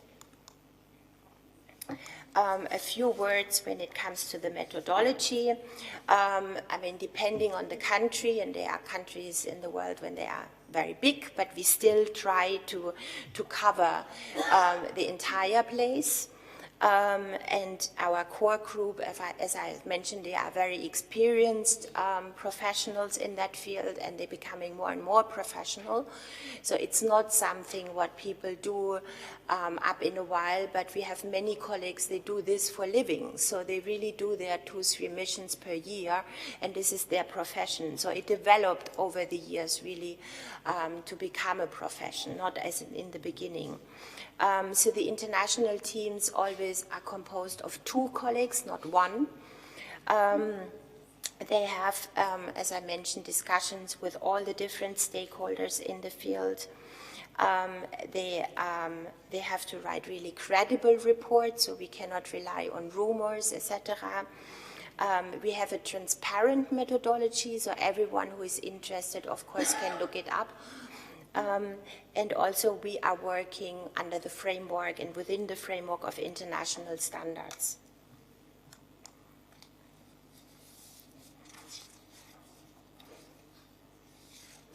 So what it requires, I had mentioned already, it's always an invitation from the host country. The minimum conditions for democratic elections. So Brussels takes a decision very carefully where we deploy a mission. So if we feel that there is really no ground to expect a democratic election, we also might not deploy. Then an indication of welcome by political forces. As I said, I mean, just the pure invitation is often not enough. I mean, we need to be sure that the stakeholders also want to collaborate with us. Then the added value to the country from a mission. We cannot deploy everywhere. These missions are extremely expensive. They cost millions and millions and millions. So the European Union in the last couple of years became also more selective where we do deploy and why. And this is something what I do believe will continue. So the missions will probably shrink in numbers and the deployment will be more strategic. So it's not just covering every country, but really looking into where it would make sense for the European Union to deploy. Then the time for implementation of long-term methodology. This is also something important, and it also links with the follow-up of election observation recommendations. And as I've mentioned already, security and logistic conditions, the European Union deploys in places like Afghanistan. That's an example. I mean, I'm giving that because now we have upcoming elections in Afghanistan, but also other very tricky countries. And this is also when we have to ensure the security of our observers. Just a few words about the reports. I mean, this is also different from the OSCE colleagues. Our interim reports are internal. So we do not share them to external partners. So they are entirely meant for Brussels and the EU member states. And then we have, and this is what you are used to see probably, press statements after election day, and also a full-fledged report which explains our observations and the recommendation. Then the next slide is, again, when it comes to transparency especially, but also what the report meant to be. So it needs to be trusted based on the clear agreed criteria.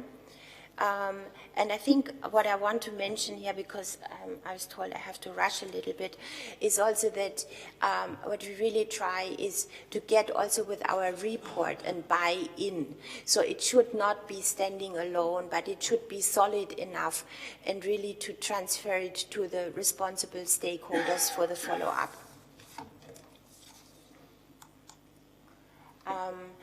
This is interesting, although it might sound familiar to many of you. The composition of the election observation mission has changed, and it will continue to change in the future. There is much more emphasis now on experts And one of the fields is ICT, another one is social media, and the third one I want to mention is political party finance and campaign. So we're really deploying more and more experts in this field. It's not anymore just the general election observation, but it's really experts who I mean, our political party finance person now in Kosovo, these are people who know financial forensics. So we expect also the reports to be much more detailed. The deployment is also becoming, I mean, it's also different from what we have seen in the past. So again, for the European Union in the future, we will see less short-term observers, more long-term observers, a more, I would say a more strong core team, but also we're sending follow-up missions. So normally after 2 years, a follow-up mission is sent and to see what happened to the recommendation. So this is again a major shift in our methodology. And just to conclude, so the overall approach of the Union is really to see the elections as much more comprehensive as a human rights issue, and we want to embed it much more in our programming. So whenever we deploy a mission, we also look into what kind of financial support we give after the elections. So we want to link all the different components we have much more and not to single out this election mission kind of flying in and going back, but to see it in a much more holistic manner. I apologize again for that hassle with that clip. I'm sorry that it didn't work out. I also apologize to the OSCE people here. I didn't want to steal your clip, but I think in the internet it just came right after the EU one. So this is unfortunately when technology sometimes doesn't work how we want. And thank you so much for listening. Thank you. Thank you, Dr. Lucke, for that information and how the EU looks at election observations. Our next speaker is from the practical approach of an election management body. And now I'm going to ask Mr. Nazarly Arapov, member of the CEC for Elections and Referendum for the Kyrgyz Republic, to come to the podium. He's a former member of parliament and leader of a political faction. Mr. Arapov has worked in the field of economics in his country. Пожалуйста. Спасибо. Уважаемый председатель, уважаемые коллеги, уважаемые участники конференции, позвольте мне distinguished guests, distinguished chairman, let me welcome you on behalf of Kyrgyzstan. I would like to thank the General Secretary of ACEEO to take part at such an important event.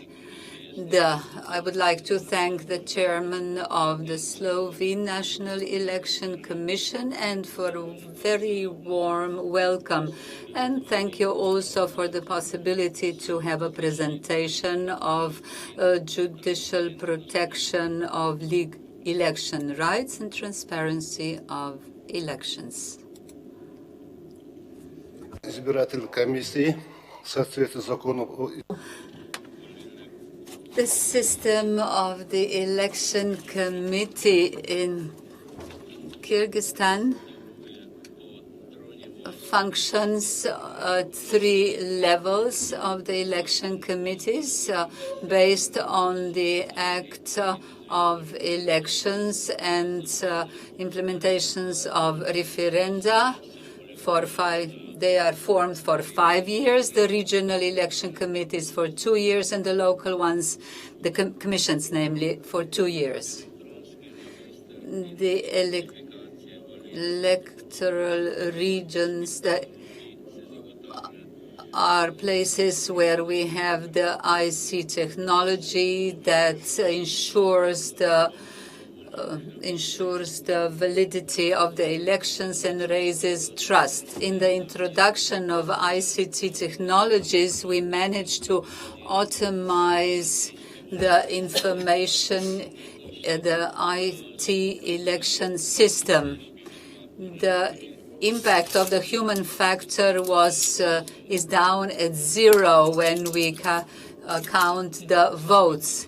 Using the new ICT helped us to increase the trust of the civilians. We have the electronic list of elections of voters. So the list of voters are based on the biometric data.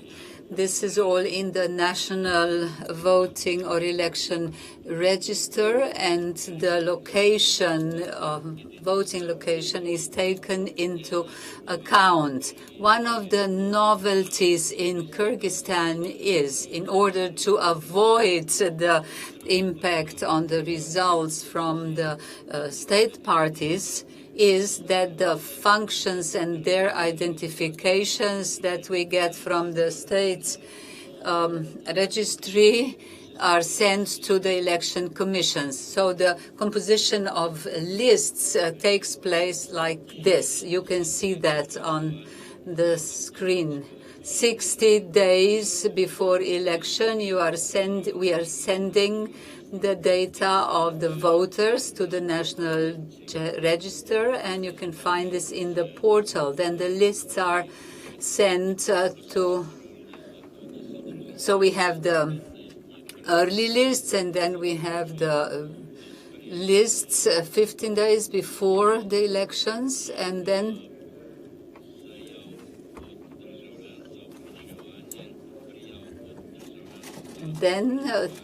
the citizens then ask to be put on the lists. So 3 days before the elections, the computer system gives these lists to the Central National Election Committee in computers and then in paper form. By introducing the cabinet of voters, we have the possibility of changing the voting address on the basis of an electronic application. This electronic application is checked by the administrators, and then the voting address or election address is changed. Every move is done on the basis of the person's application and is automatically shown in the system. The electronic register and identification of voters. On this slide, you can see the scheme of identification on the day, election day, based on biometric and personal data. We managed to introduce the mechanism of the identification of voters via fingerprints, and in this way we can avoid various violations. After he's been identified, the voter has the right to vote. In all polling stations where there are automatic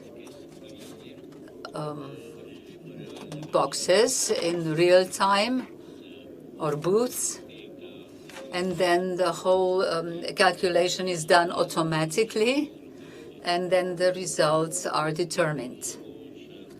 This enables us to avoid falsification.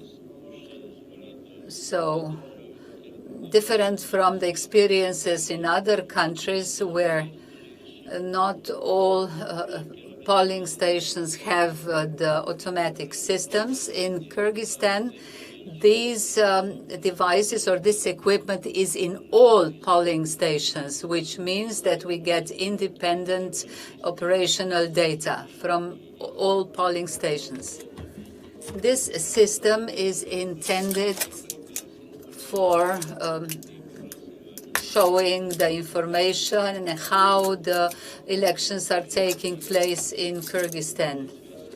So we have this automatic system where the calculation of the elections are done, and the data are then sent to the server of the election commission, and then via internet this is sent again to the commission, so these results are open. So these early results are also done by hand. With the introduction of new technologies, we found that the difference with automized and hand calculations is minimal. Where there is some doubt, we repeat the counting, and this is done in 1 hour and a half. We have these automatic calculation results. So this automatic counting is done at every polling station with the help of this automated system. You can see this box here, which already separates the valid and the invalid ballots. And then there is an additional equipment with additional modem, automatic, without contact, operational, and you have 1 hour the data in the National Election Commission. This is how the data are presented there. This display happens automatically without any contact in the operational system in an hour or hour and a half. And here we have the number of valid and invalid ballots, what was the number of votes, what were the votes against the candidates, and in comparison with the qualitative data, also in percentages.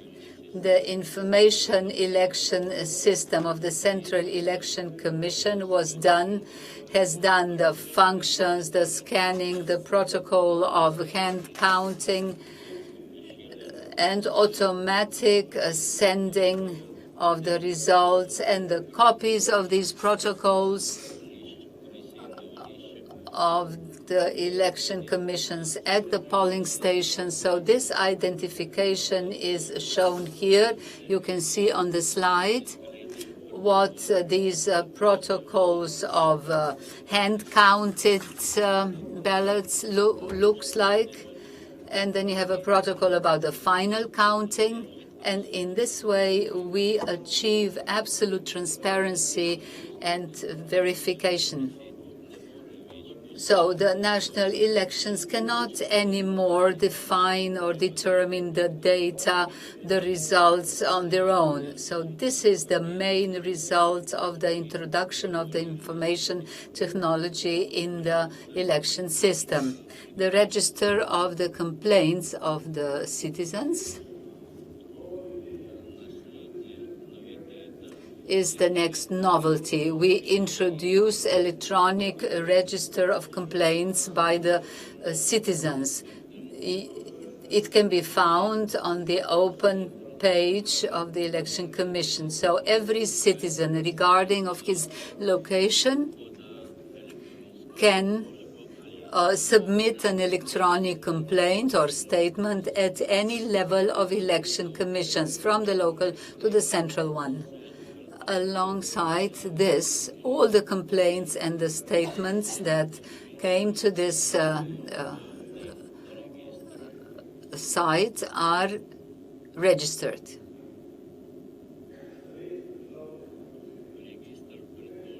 The complaints register of the citizens. Here you can see all the data. The dates, the information on the applicant, the statement, and a brief summary of the contents. This is then scanned and put on the register. So this is transparent and accessible. Everything that is happening to this data is transparent and open. Electronic platform training, another novelty alongside the introduction of new technologies. So the electronic training school and also for information provision, a center of civilian training has been established at the Central Election Commission, and the basic task has been to increase the professionalism and political as well as social culture. The participants, the voters, the candidates, the political parties, the observers, the young people, the students, women, so associations of civil companies, independent actors. Modules are being designed for contact electronic training. If something goes wrong, then a certification is foreseen.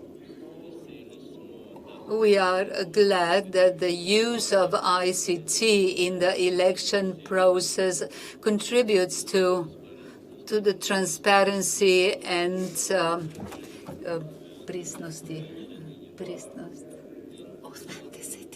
authenticity of the elections, which is very important for the democratic system of Kyrgyzstan. Спасибо большое. I was Mr. Arapov in October 2015, and I observed when you were first introducing and trying this technology, so I'm glad to hear the progress that you've made. We have another speaker, and she, as many of you, I know, your transit to this country was disrupted by the cancellation of many flights. We had another speaker who was supposed to speak, and some of you saw him and talked to him, Alexander Schlick, head of OSCE ODIHR Election Division, was supposed to speak on this panel, but he was called away at the last minute to Vienna for some important consultations. I was personally looking forward to introducing Alex because 10 years ago, I met Alex in this country when I was head of an OSCE ODIHR. I was chief of party for an observation mission to Slovenia, Poland, and Sweden, and I spent 3 weeks with Alex, and it was his very first OSCE ODIHR mission, and the people in Warsaw asked me, in the end, what did I think about him, and I told them, you should hire this young man right away, because he's one of the brightest people I ever met. And now he's head of the OSCE. But he sends his regrets that he couldn't be here. But our next speaker, so happens, was his predecessor at OSCE ODIHR as the director and head of the election division. And a good friend, Dr. Vieta Martin Rozum-Lowitz, is the director of Europe and Eurasia for IFES, an organization that I love and was associated with for such a long time. And she's worked for over 25 years for IFES, OSCE, and in many leadership positions in dozens of countries. And she just finished her 15th flight in just a few weeks and has a terrible head cold, unfortunately. But as you know, she was scheduled to speak yesterday on the Session 3 EMB and courts. But she arrived. We'd like to give her the floor to have her give us her thoughts on transparency, courts, elections. I know you can talk about many different things, so it's a great pleasure to introduce my good friend. Thank you very much. Thank you very much, Paul, and thank you, everyone. It's a pleasure to be here. My sincere apologies for being a day late. So I was coming from Skopje, and I managed to get a replacement flight because of Adria via Istanbul, so I got to spend the day yesterday in Turkey in order to get to Ljubljana. It seems a little bit backwards, but I'm here today, and I appreciate the opportunity to speak about this issue, which is very close to my heart. It fits very well into this subject of transparency in the sense that there are many new and emerging challenges to electoral democracy in the modern age. We at IFES, in addition to having country-based programming in many parts of the world, and that stems from Central Asia, in my case, to the Balkans, to Central and Eastern Europe, but also globally throughout the world, we also have a regional project which is based in Prague and looks at the European framework and European democracy challenges. And last year we had a symposium where we brought together a number of world experts to sort of brainstorm about what the emerging challenges and threats to electoral democracy are. And 4 areas were highlighted. One was the issue of money in politics, so the abuse of state resources, campaign and political finance, and that's something that Paul has already stressed. The second area was on disinformation and the modern provision of information to voters. The third was on cybersecurity and elements that threaten democracy from the technology angle. But the fourth, which I wanted to speak about today, was on electoral justice and electoral dispute resolution. And this very much dovetails into the subject of this conference, but also to this issue of fundamental transparency in electoral processes, especially at the tail end of those processes where citizens are making claims about inappropriate action and having those claims hopefully taken seriously by judicial bodies, by election management bodies, in order to instill a sense of justice and trust in their democratic processes. So we at IFES over the last few years have been engaged in establishing what we call regional electoral justice networks. And this is something that really brings together individuals from different countries in a regional context to try to get them to share information, good practices, challenges within their own frameworks, but also to think a little bit outside of the box in terms of the challenges they're facing and looking at emerging good practices for them to be able to face those challenges more effectively. So the first question that might be asked is why develop such electoral justice networks? And really, it's a question of domestic triers of fact, as we call them, so those that are processing the cases, are receiving less and less international support. And we hope that these kinds of regional networks can really fill that void, that lack of international attention it has created. As well, those adjudicating electoral disputes regularly on the ground can and should support one another, so creating a support network for each other to be able to be more full-bodied in those. We firmly believe that these electoral justice networks can serve as a knowledge base and as an intellectual source for those who very often in election processes are under a considerable amount of pressure, both time pressure, political pressure, and other. It also presents a regular venue that allows these members to discuss current and regional electoral complaints issues, and that's a very specialized field, as some of you who are in that field may know. As well, we feel that courts and election commissions can really benefit from each other's specific judicial and electoral experiences, and I'll talk a little bit more later about how that played out in the first meeting last year.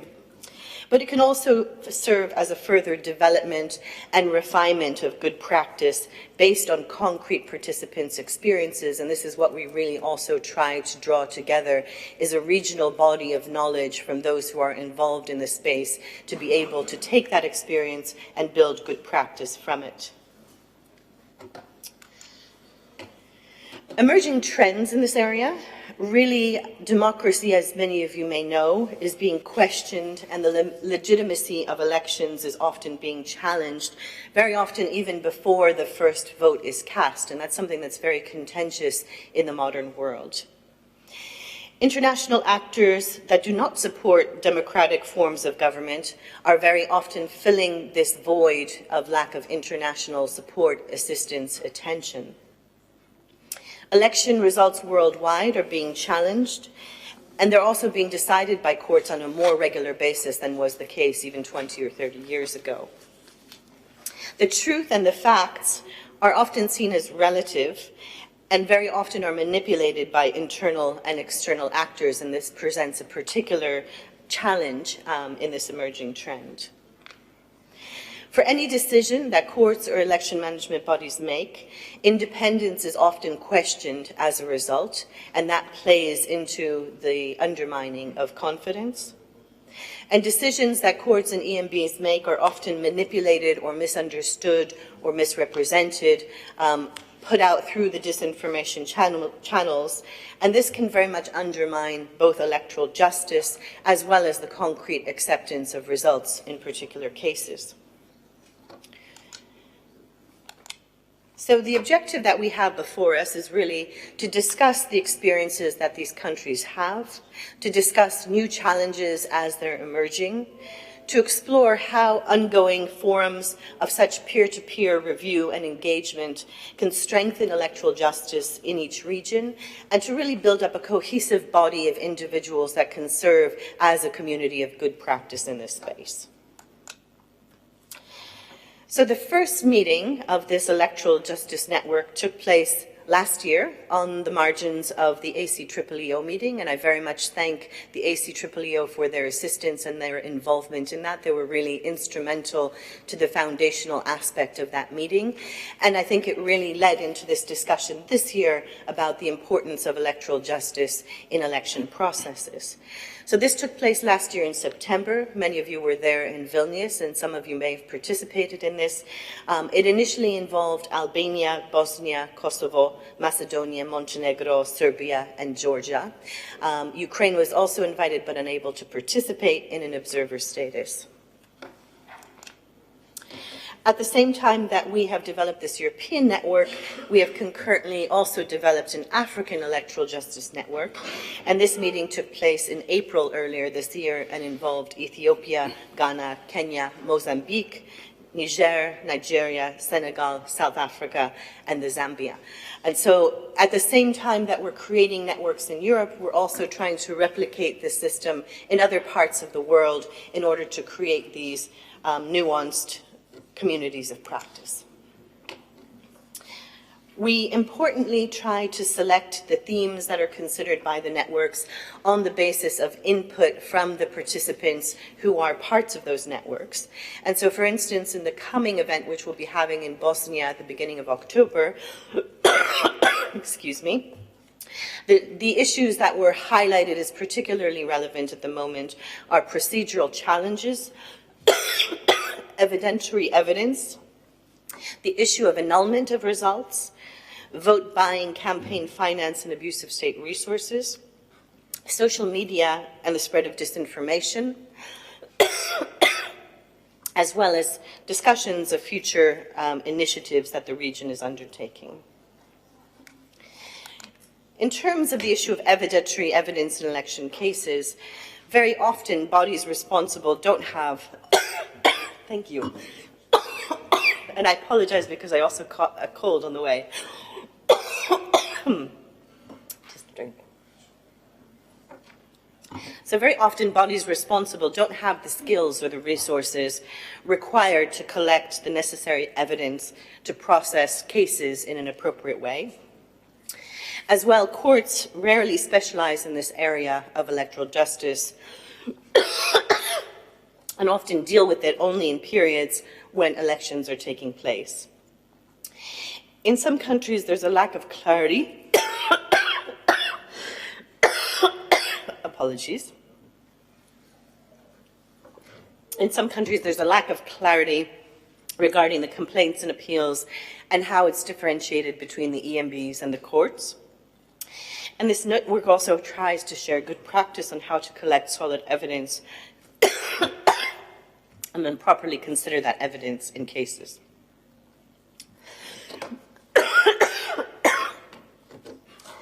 There's also the issue of impunity for election crimes, which is considered.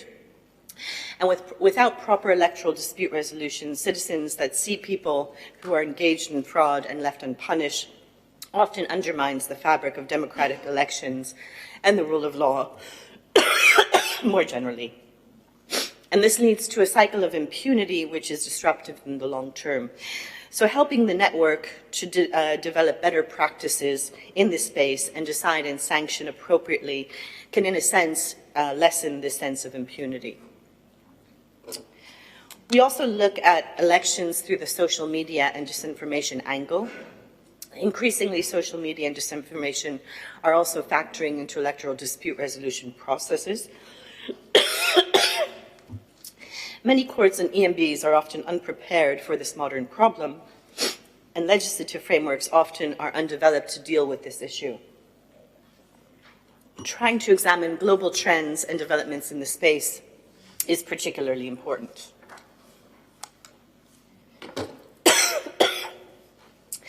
Election technology is another element that's increasingly featured in electoral dispute resolution and in court rulings.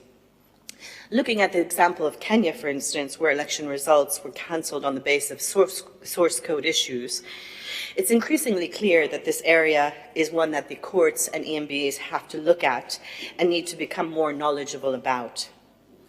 And so IFES is also programming in the space of cybersecurity and cyber hygiene so that we have a mutually reinforcing program in these areas. And then lastly, the issue of misuse of state resources. So this really gets to the heart of Paul's issue of money in politics, which is also a very sensitive area for electoral dispute resolution frameworks. Very often those frameworks are not very clear in this space. It's very difficult to present evidentiary proof, and the idea of what constitutes evidentiary proof is very often underdeveloped. And yet it's really fundamental in undermining public trust in elections if the abuse of state resources is allowed to continue.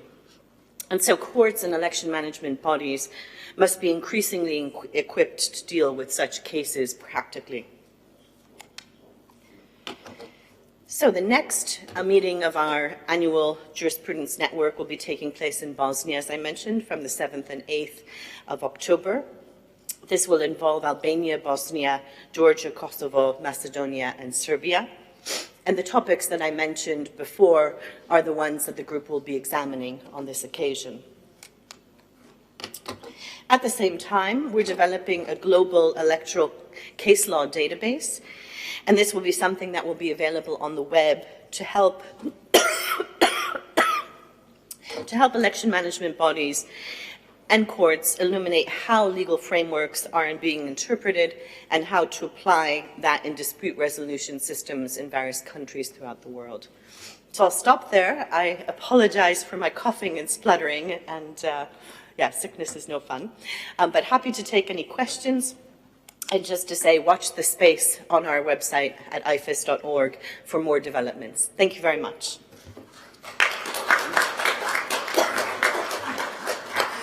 Thank you, Beata. You did a remarkable job considering your coughing. And that's difficult. So we've learned in the past hour how EU election observation missions promotes transparency, how the introduction of new technology provides greater transparency in the Kyrgyz Republic, and just now how IFES promotes transparency with its considerable work in electoral dispute resolutions and various regional conferences it has to bring people together to talk about best practices.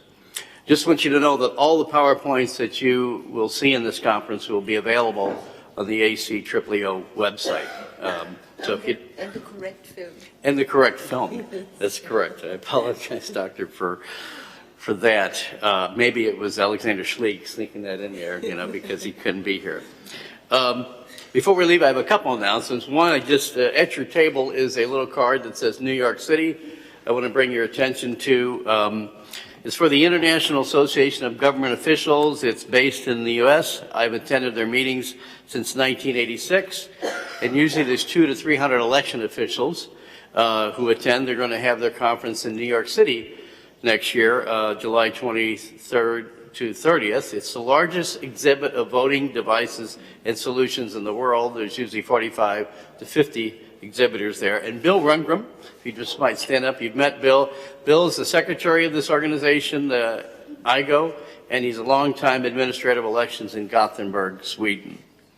And finally, the organizers have asked me to announce that if you're having any travel issues or problems because of canceled or changed flights due to the demise of the airline, and you need transportation to the Ljubljana airport or other airports in the area, please see Petra from the Slovenian CEC or Istvan from ACEEEO as soon as possible so they can help make arrangements to get you to the airport. They can be found at the registration desk or around, I think you know both of them. Thank you for your attention. We don't have time for questions. We have to go to lunch right now so we can get back on time for the afternoon sessions so we can go on the cultural tour this afternoon. So thank you very much for participating in this session.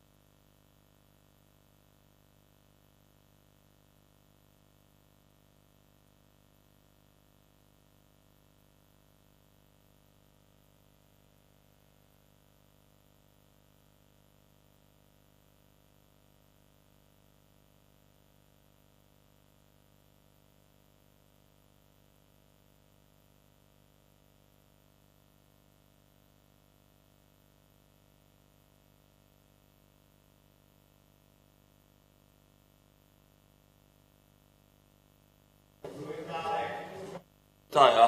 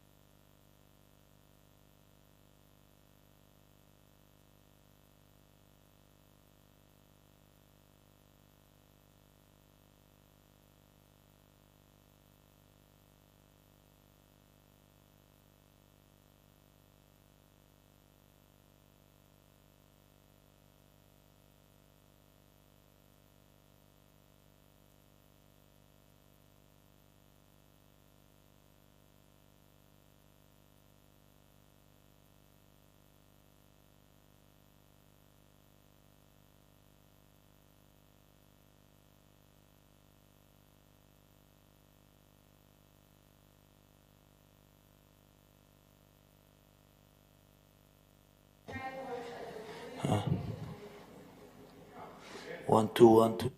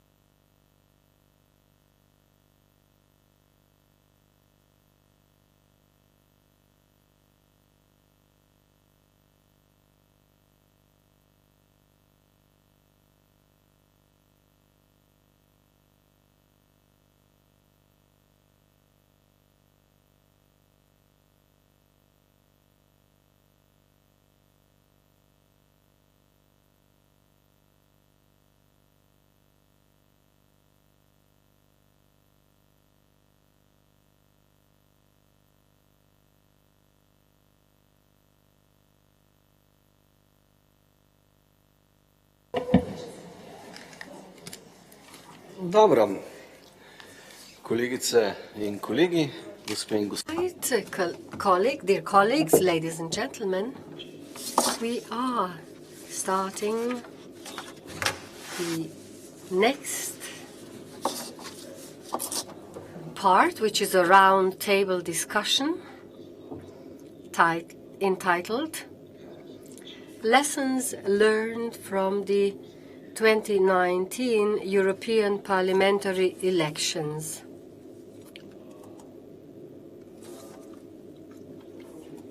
At this round table, we will first ask some of the colleagues to give their brief presentations, some thoughts. First, Dimitar Dimitrov, a member of the Central Electoral Commission of the Republic of Bulgaria. Damir Kontrec, Vice President of the State Electoral Commission of the Republic of Croatia. Ritvars Eglais, Secretary of the Central Election Commission of Latvia. Kristina Ivanuskaite Petinari, Head of Training and Communication Unit,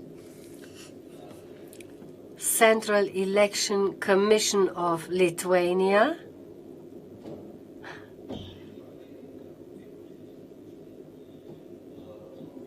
Zombor Vaida, Vice President of the Permanent Electoral Authority of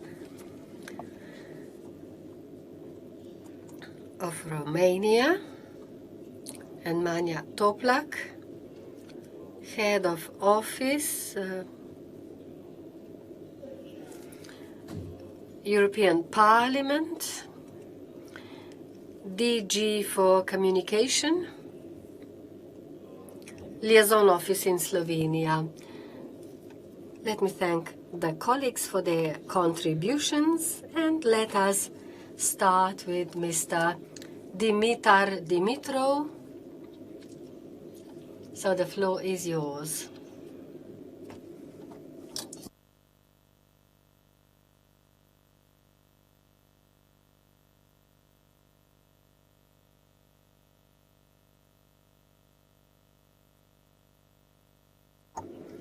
Dimitar Dimitrov. I'm a fresh member of the Commission, though I have served on previous commissions in the 90s.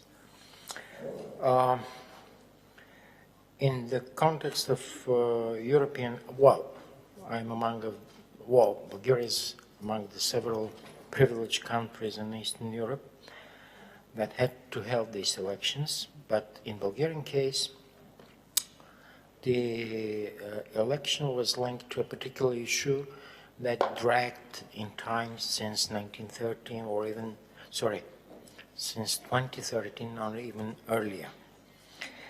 Let me first just present you a short overview of what the election was about. Results as you see them from 2014 to 2019 have changed very little. Only one seat, and that was to be expected since in 2014 the third party took the seat to Western Europe, where there were there was a lot of noise about Greens and Liberals coming up front. In Bulgaria, the left-right division, or the dominant clinch, remained stable,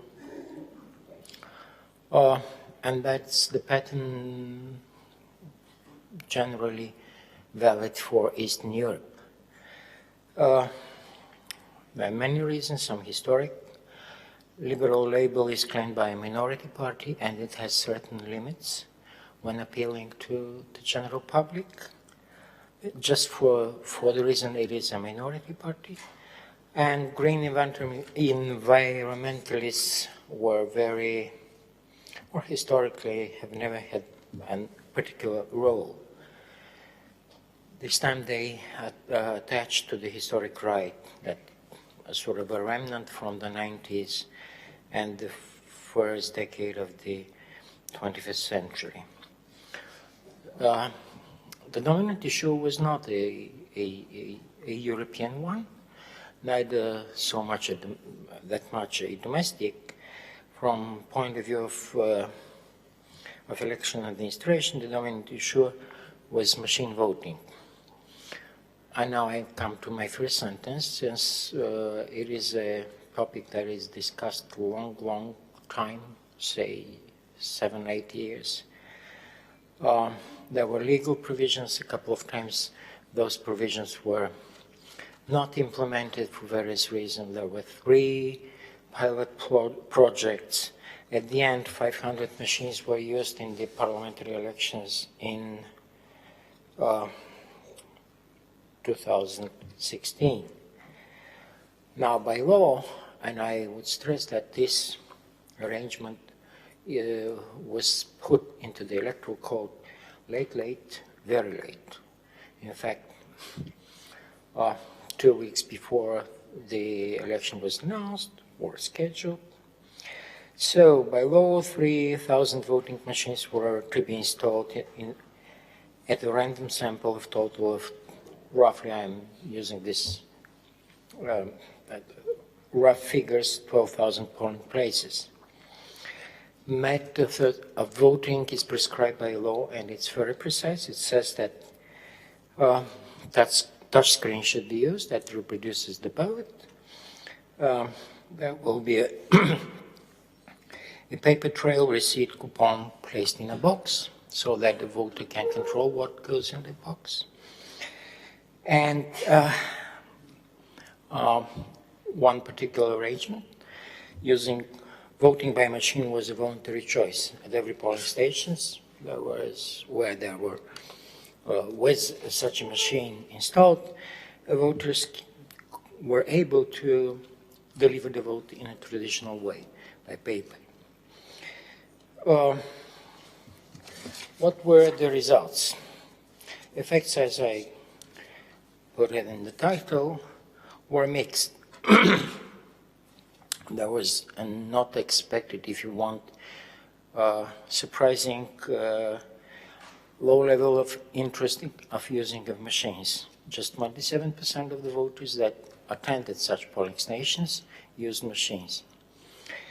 And consequently, the costs of one ballot, one ballot delivered via machine was unusually high, extremely high, rocketing high, near 30 euros, slightly less, but I will use the 30 euros as a benchmark compared to the 35 euro cents for the rest of the delivered ballots.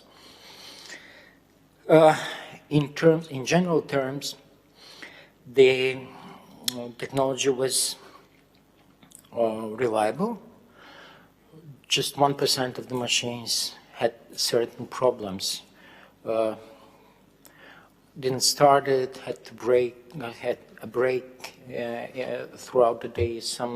There were 2 or 3 cases of exchange of machines between different polling stations. They were not supposed to be on these stations. And in terms of preparation, it was really a huge challenge. There were only 2 months to organize all of it. Based on previous experience, of course, we organized a tender, a bid. Since we're obliged by law, we're spending budget money.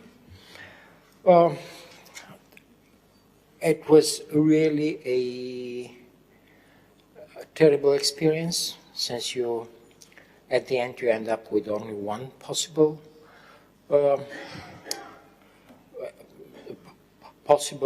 company that is able to organize it. That was, of course, the company that was previously doing all the pilot projects. And the company brought in the country. The company really is quite known to people who are interested. It's Smartmatic. Brought a entirely new machines produced in Taiwan 7 days before the election day. There was really no time to whatever to check or to certify, etc. And we ended up, the election was on 26th of May. We ended up on the 24th staying midnight to allow machines to go out of Sofia because they were placed in one facility. Of course, there was no time, there was no really effective time to prepare members of polling station commissions. And given the unusually high costs, these are skyrocketing costs, what the lesson was simple: no more machines. What happened in the parliament that once we submitted our results, I mean, because we submit usually after the election day a document that will explain what happened in these elections. In the first session, all articles that were linked to machine voting were scrapped. Though some of the parties pushed for machine voting for 6,000 machines on the forthcoming in 4 weeks local elections, and only machine voting from next year on.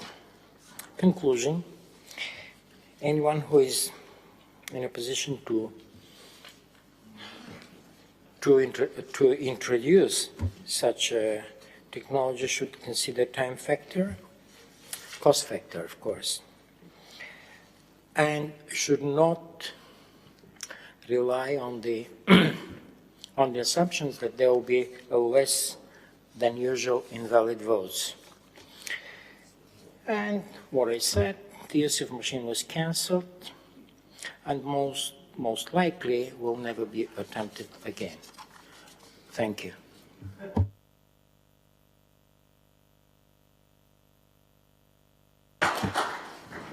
Hvala lepa. Thank you very much to Mr. Dimitrov. And next, Mr. Damir Kontrec, who's the Vice President of the State Electoral Commission of the Republic of Croatia. Please. First of all, I would like to thank organizers of this conference for the invitation and possibility to speak on this conference. Also, I want to congratulate to our Slovenian colleagues for organizing this excellent conference.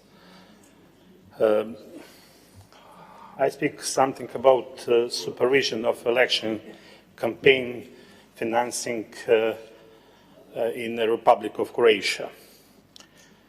State electoral, this is the, or this, okay. State Electoral Commission of Republic of Croatia has been supervising financing of election campaign since 2011. During previous election for members of European Parliament, so-called ad hoc election in 2013 and a regular election in 2014, supervision of election campaign financing was prescribed by Act of the Financing of Political Activities and Election Campaigns. The old Act came into force in 2011 and has had certain changes 4 times till March this year, when the new law, Act on the Financing of Political Activities, Election Campaigns and Referendums came into force. The aim of this presentation is to emphasize the most important provision of the new Act in the fight of supervision of election campaign financing that were applied during the election for members of European Parliament 2019 and give an overview for the improvement of the new Act has been given. According to the new Act, election participants are obliged to open a separate account for election campaign purpose solely. As there were 32 election participants at the EU election 2019, separate accounts were opened by 31 political parties and 2 lead candidates on independent lists. According to the new Act, election campaigns can be financed by the own funds of political parties or candidates on independent lists and donation made by natural or legal persons. In order to finance election campaign by own funds, both own funds and pecuniary donation had to be transferred to the separate account. Separate accounts are supposed to be opened no later than the date of submission of the candidature to the Commission. New Act prescribes that funds held on the separate account dedicated to election campaign financing are exempt from the enforcement, except for enforcement to the recovered election campaign cost. It is a new provision that protects enforcement of the separate account for other purposes except for the recovering election campaign costs, which is improvement compared to the old Act. According to the new Act, election campaign costs are costs incurred to publicity present electoral participants and their election programs and all the costs that are directly connected with the election campaign.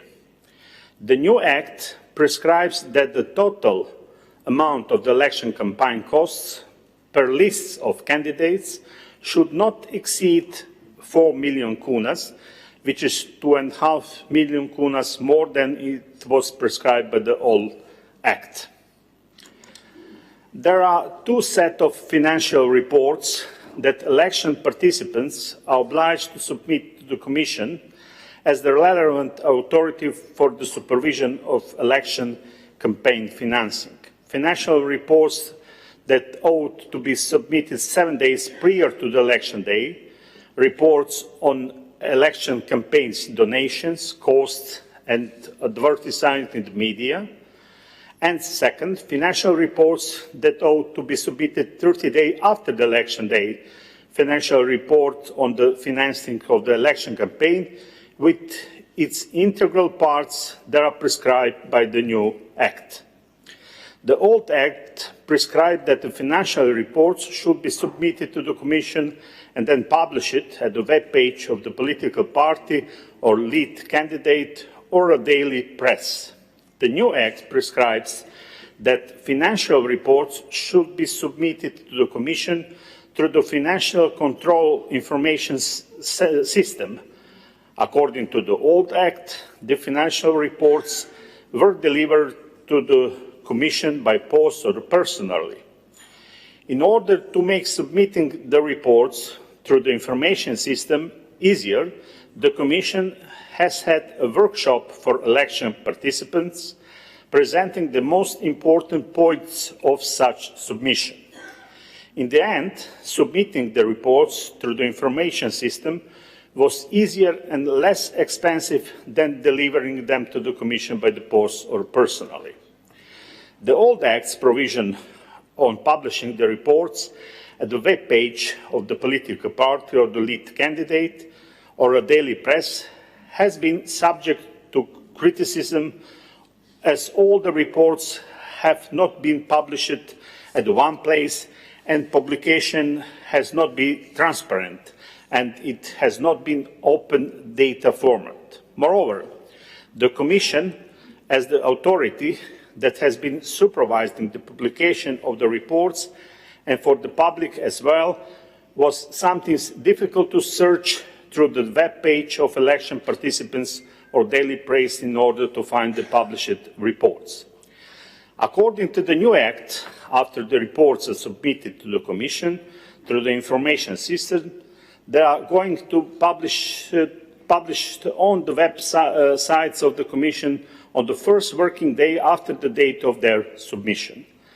The financial reports are published at the web page and the Commission in an open data format, and the reports of all election participants are at one place, thus easily accessible and searchable.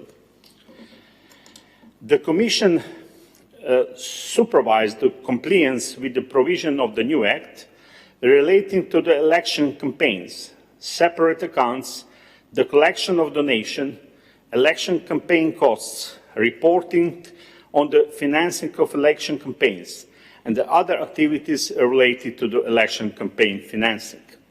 As opposed to the old Act, the new Act gives the Commission the tools that allow supervision of financing to be raised at a higher level.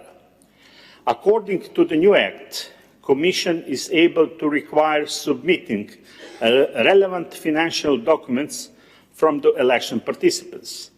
The ways of supervision of financing are prescribed as follows: analyzing financial records and regulation are general acts of the election participants, monitoring, collecting and inspecting accounting documents, financial records and financial statements by performing one-side supervision of election participants. The Commission issues reports on the supervision of election campaign financing that should be published on the website of the Commission within 60 days from the date of the announcement of the final election results. Supervision reports for the election 2019 was published on the 2nd August of this year. After conducting supervision of election campaign financing, Commission determined breaches of the new Act that result applying administrative sanction toward one election participant and notifying the State Attorney's Office about the misdemeanors of other election participants. Thank you for your attention.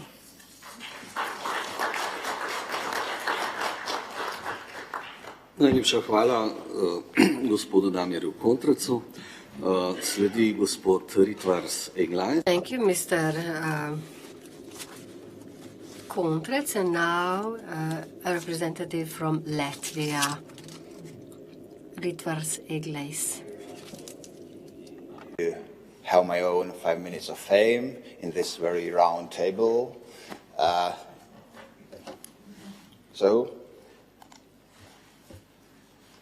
What about European elections in Latvia this year?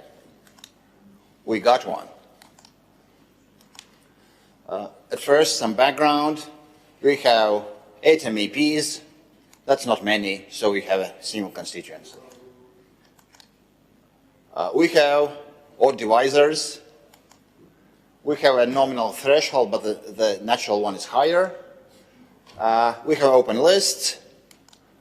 And also, this is a peculiarity, there's a tradition in Latvian general elections for voters to be able to vote anywhere at any polling station, be it inland or abroad, without previous notice.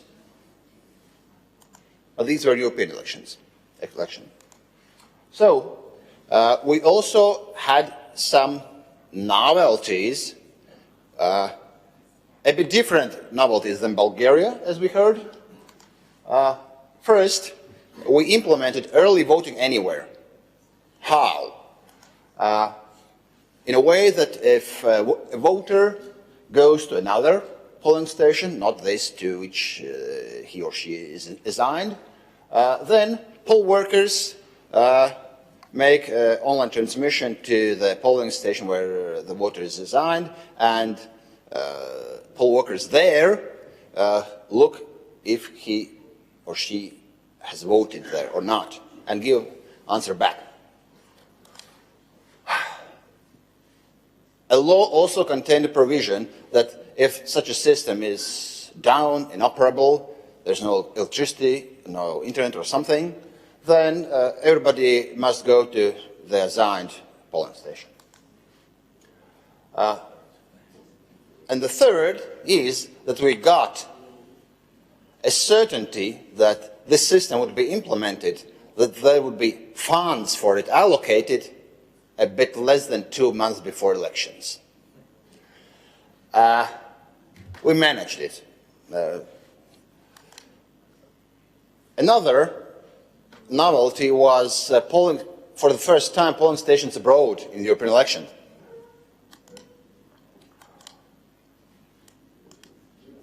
Either in embassies or on voters' request, they had to gather a certain number of signatures, 36. And when polling stations were established, then those who were looking to vote at them had to self-register. So, how it went?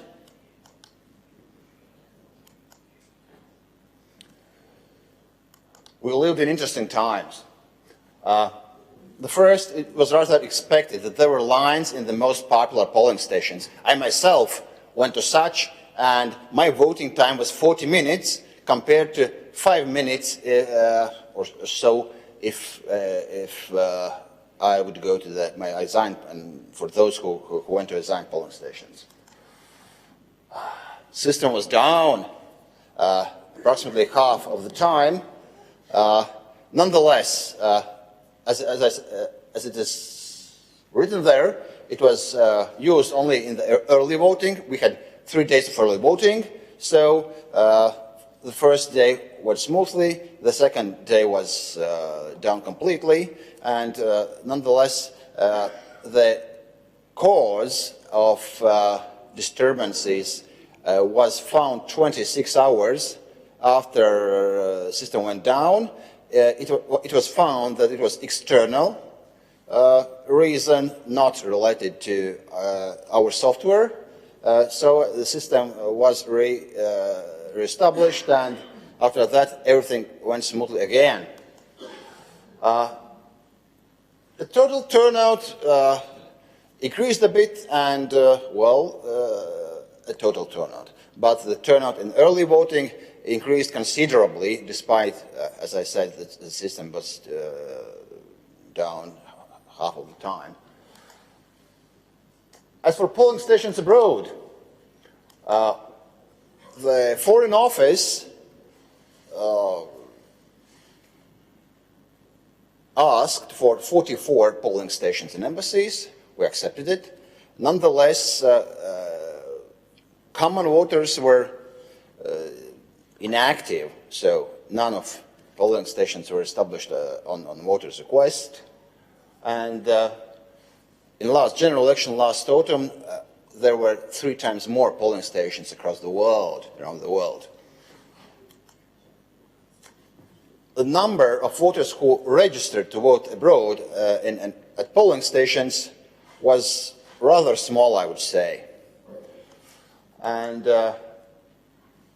consequently, the turnout of voting abroad, which consists of polling stations and postal voting, increased slightly, and still it stayed considerably less than in general elections, as you see, more than 10 times less. And closer to our topic of our conference, only one minor party, which got 0.7% of votes, complained and asked for a rerun of elections. We dismissed them. They went to court. Court also dismissed them. So it was easy. And finally, lessons. In Latvia, there is a considerable and serious public demand for voting anywhere. After election, we made a survey, and it showed that approximately some 80% of voters were in favor of voting anywhere, even if it might bring risks that that we experience in the European elections, And we also made a survey of poll workers, who are the people who are serving what we are giving them. And also more than 80% of poll workers supported such a system. Another lesson, well, our computer experts concluded that most probably there wouldn't be trouble if our system would be in place not 2 weeks before elections, but let's say 3 months or even better, half a year. So IT systems better be in place well before elections indeed. Bulgaria concurs.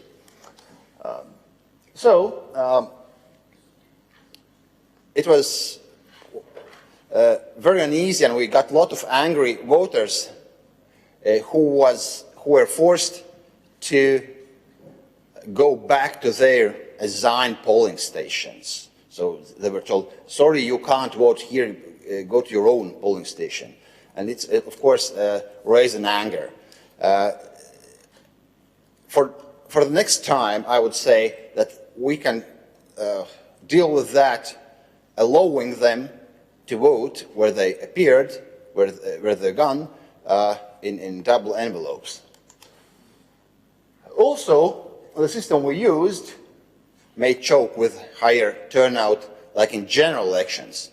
As I showed, turnout for the European election was 1/3, but if turnout would exceed 1/2 or even more, then, well, lines and time which is consumed to check whether the voter has voted or not in the assigned polling station may choke the system. Also, the procedures to establish polling stations abroad and self-register for voting abroad was quite cumbersome. And that may cause a political trouble in general election where well, tens of thousands of voters usually participate. So, thank you. Thank you very much. Thank you very much. The floor belongs to Kristina Ivanskute Petinari. I really have trouble spelling your name, yeah?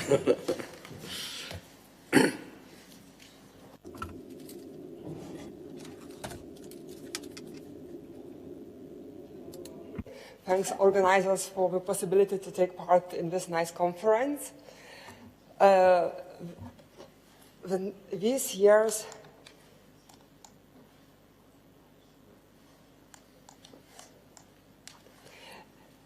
the Central Electoral Commission of the Republic of Lithuania had a lot of challenges in 2019. This year, 3 general elections has taken place in Lithuania. Election to the municipal councils, election of the President of the Republic of Lithuania, election to the European Parliament, moreover, 2 referendums held together with the election of the President of the Republic has taken place too. Moreover, we had 5 days of early voting in all these elections. In collaboration with the institution of European Union, Lithuania has created the election security network for the election to European Parliament. The Central Electoral Commission has been the coordinator of this network. Even if it has been created for the election to European Parliament, the network has been used for all elections held in Lithuania this year. Moreover, this institutional collaboration has been found out to be very useful, so that it is already planned to improve more and more. The National Election Network has been established as an informal institution. Different national authorities, bodies, the CC, government, military and police forces, special services, prosecutor office, ministries of foreign, military and interior affairs, cybersecurity center, and so on, have been involved in this network. Security of elections network is used to exchange information concentrating elections in all national levels among various national bodies and agencies. The network has effectively and fast faced with different problems: cyber attacks, fake news, disinformation, and so on. At the end of all general elections, we have seen that this network has been successful. This collaboration for different state institutions has been useful to everybody. This has helped to block in a fast way upcoming problems, to reduce the harm, and to ensure a higher level of transparency, security, and trustability of our national elections. Conducting secure and transparent elections can become even more difficult when voters are geographically distributed. On one hand, in the 21st century, the boundaries of a state has a different meaning because of internet, especially considering that the Z generation has grown up and become voting players too. So, in order to assure today the election of free competition of programs, ideas, and minds, it is necessary to control effectively political advertising on internet, especially on election day, as well as to ensure that all voters would have full, correct information about elections. Certain to face these problems, the CEC has introduced some new specific projects. The CEC at the end of 2018 has started with a new project called the Map of Political Advertising. The CEC has invited all people living in the Republic of Lithuania or visiting it to observe political advertising and to tag it on special map. The society has taken part in this project effectively. All types of advertising, external printed material on media and social network has been observed by the society too. The CEC has used this information for making cross-checks. In 2018 election to European Parliament, in the CEC has worked a lot of interesting, increasing accessibility for information for handicapped people, offering bigger variety and higher quality of information by different tools.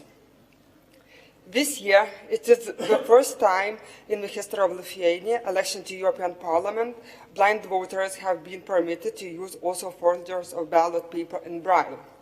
The CEC had a lot of challenges to face in order to make it real, especially considering the fact that preferential voting is used in election to European Parliament and that in Lithuania voters are permitted to vote in any polling station in all the territory of the Republic of Lithuania, also abroad.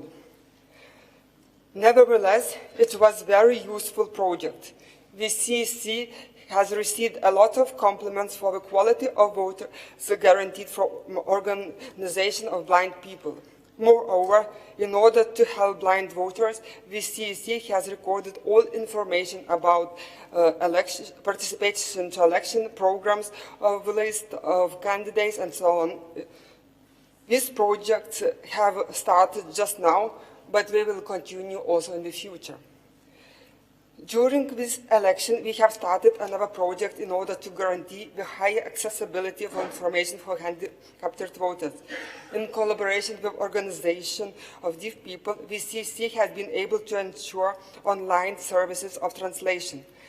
The CEC has agreed with specialized centers of translation in silent language upon translating information for these voters by Skype.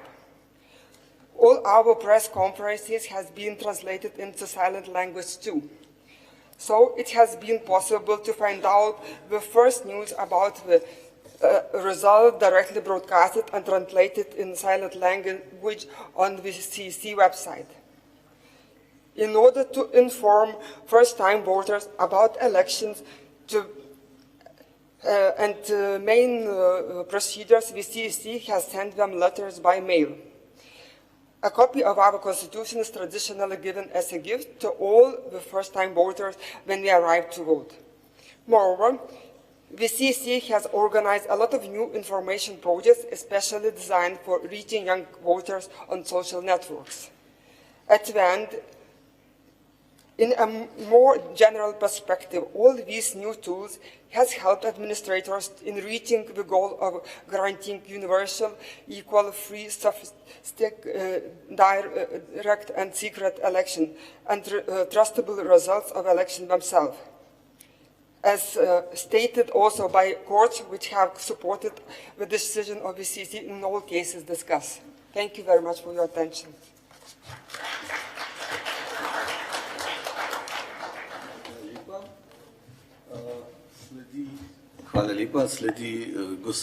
Thank you very much. Now, Mr. Zombor Vajda, Vice President of the Permanent Electoral Authority of Romania. I would like to thank to the Slovenian colleagues for this wonderful event, and we feel very well here in Ljubljana. And let's go into our, let's say, presentation of the parliamentary election from Romania, European Parliament election for Romania. So according to law number 33 from 2007, governing the elections for the European Parliament, all Romanian citizens who turned 18 years old until the day of election, including those turning 18 years old on the day of the elections, have the right to vote, except for the weak or mentally ill, as well as persons convicted by final court decision on the loss of the electoral rights. The EU community voters who have their residence or domicile in the Romanian territory have the right to vote under the same conditions as the Romanian citizens. The election for the 33 members of Romania in the European Parliament were held on May 26, 2019, being organized in the same day as the national referendum on the revision of the Constitution convened by the President of the country. The main institutions with responsibilities in the organization and conduct of the European Parliament elections are the government, the Permanent Electoral Authority, the Minister of Internal Affairs, the Minister of Foreign Affairs, the Special Telecommunication Service, the National Institute for Statistics, the Prefect, and the Mayor's Institute. For every electoral process in Romania, the Central Electoral Bureau is established. The Central Electoral Bureau is main election decision body. The composition of the Electoral Bureau consists of 5 judges of the Higher Court of Cassation and Justice, the President and the Vice Presidents of the Permanent Electoral Authority, and 10 representatives on behalf of the most political parties, of the organizations of the citizens belonging to national minorities that have members in the European Parliament, and of the political electoral alliances who take part in the elections. The Central Electoral Bureau decisions are mandatory for all authorities, public institutions, county level electoral bureau, as well as for all bodies with duties in electoral matters. The most important tasks for the Permanent Electoral Authority were related to the electoral register, the designation and training of electoral experts and computer operators, voters' informations, the accreditation of domestic and international observers. The electoral register is a nationwide database holding the identities of all Romanian citizens of voting age and their allocation to polling stations. The electoral register has been created to ensure fair and transparent electoral process and administered by the Permanent Electoral Authority.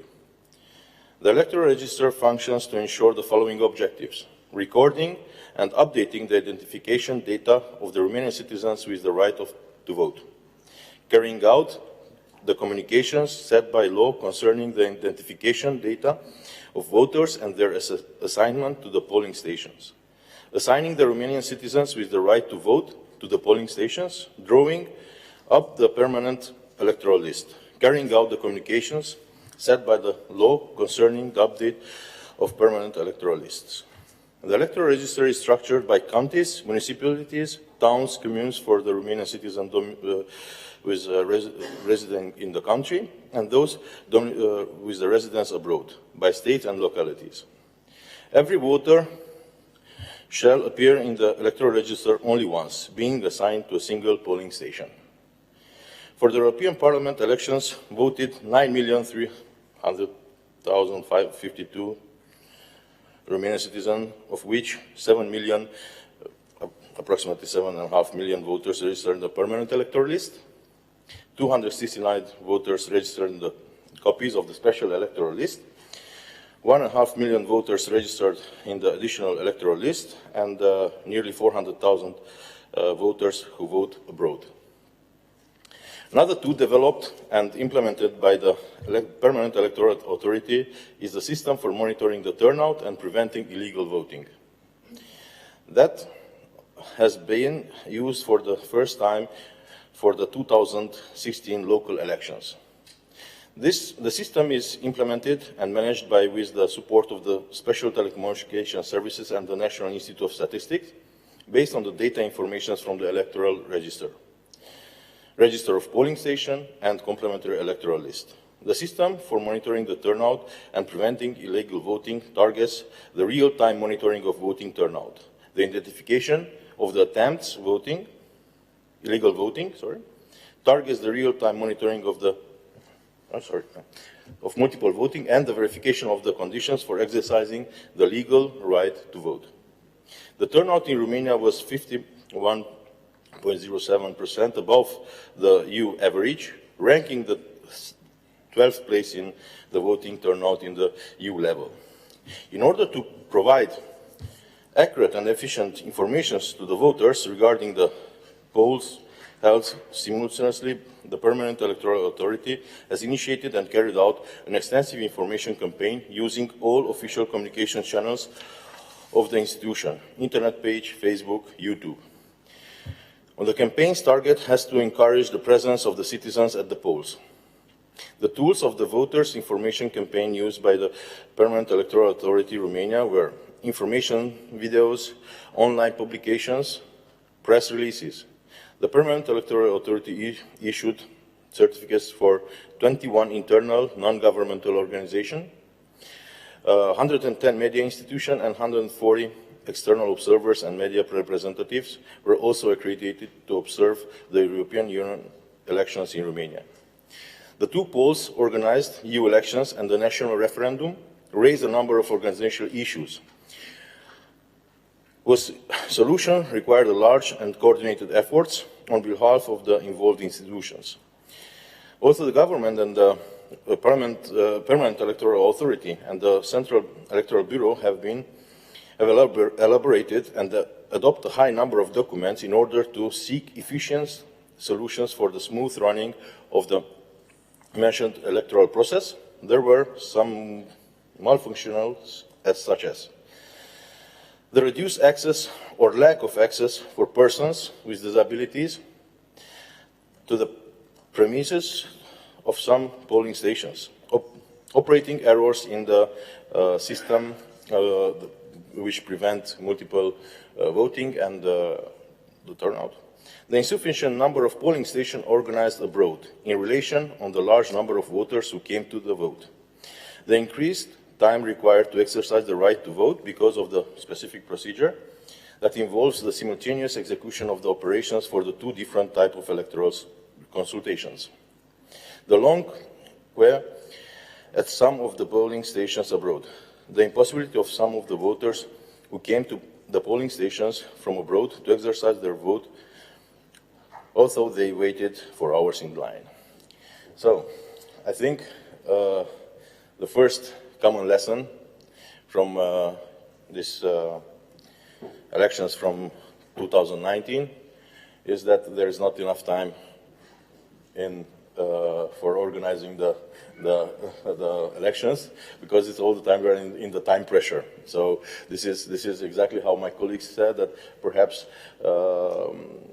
implementing internet solutions, IT solutions, and organizing the whole electoral procedures should be more in time, that everybody can prepare themselves very well.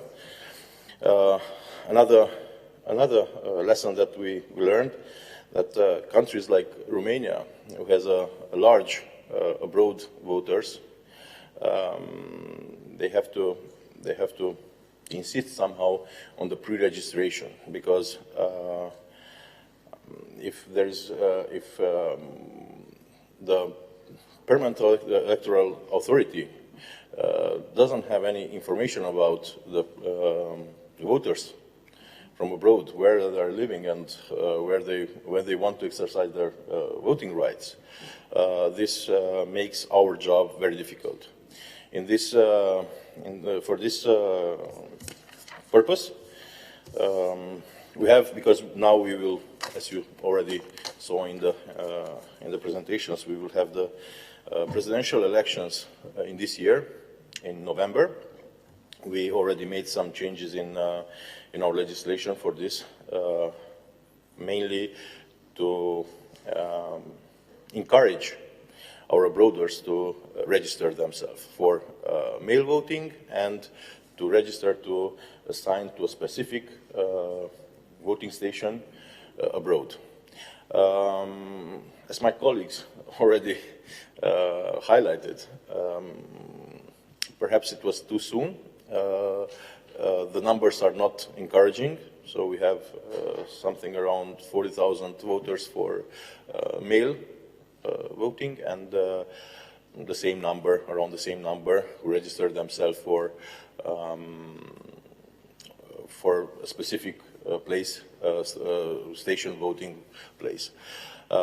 These numbers related to our abroad voters, approximately 6 million, it's very, very small.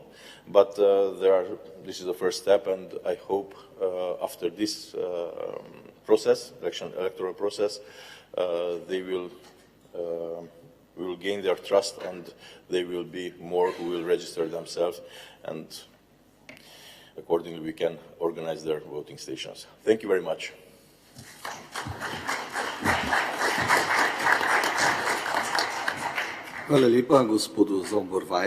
Thank you very much to Mr. Zomborvaidi. And now we have Maria Toplak, who is the head of the legal office of the European Parliament, liaison office of the European Parliament in Slovenia. And first, thank you to the organizer to invite us to this conference. And I start with the questions. Does anyone know what was the turnout at the last European elections?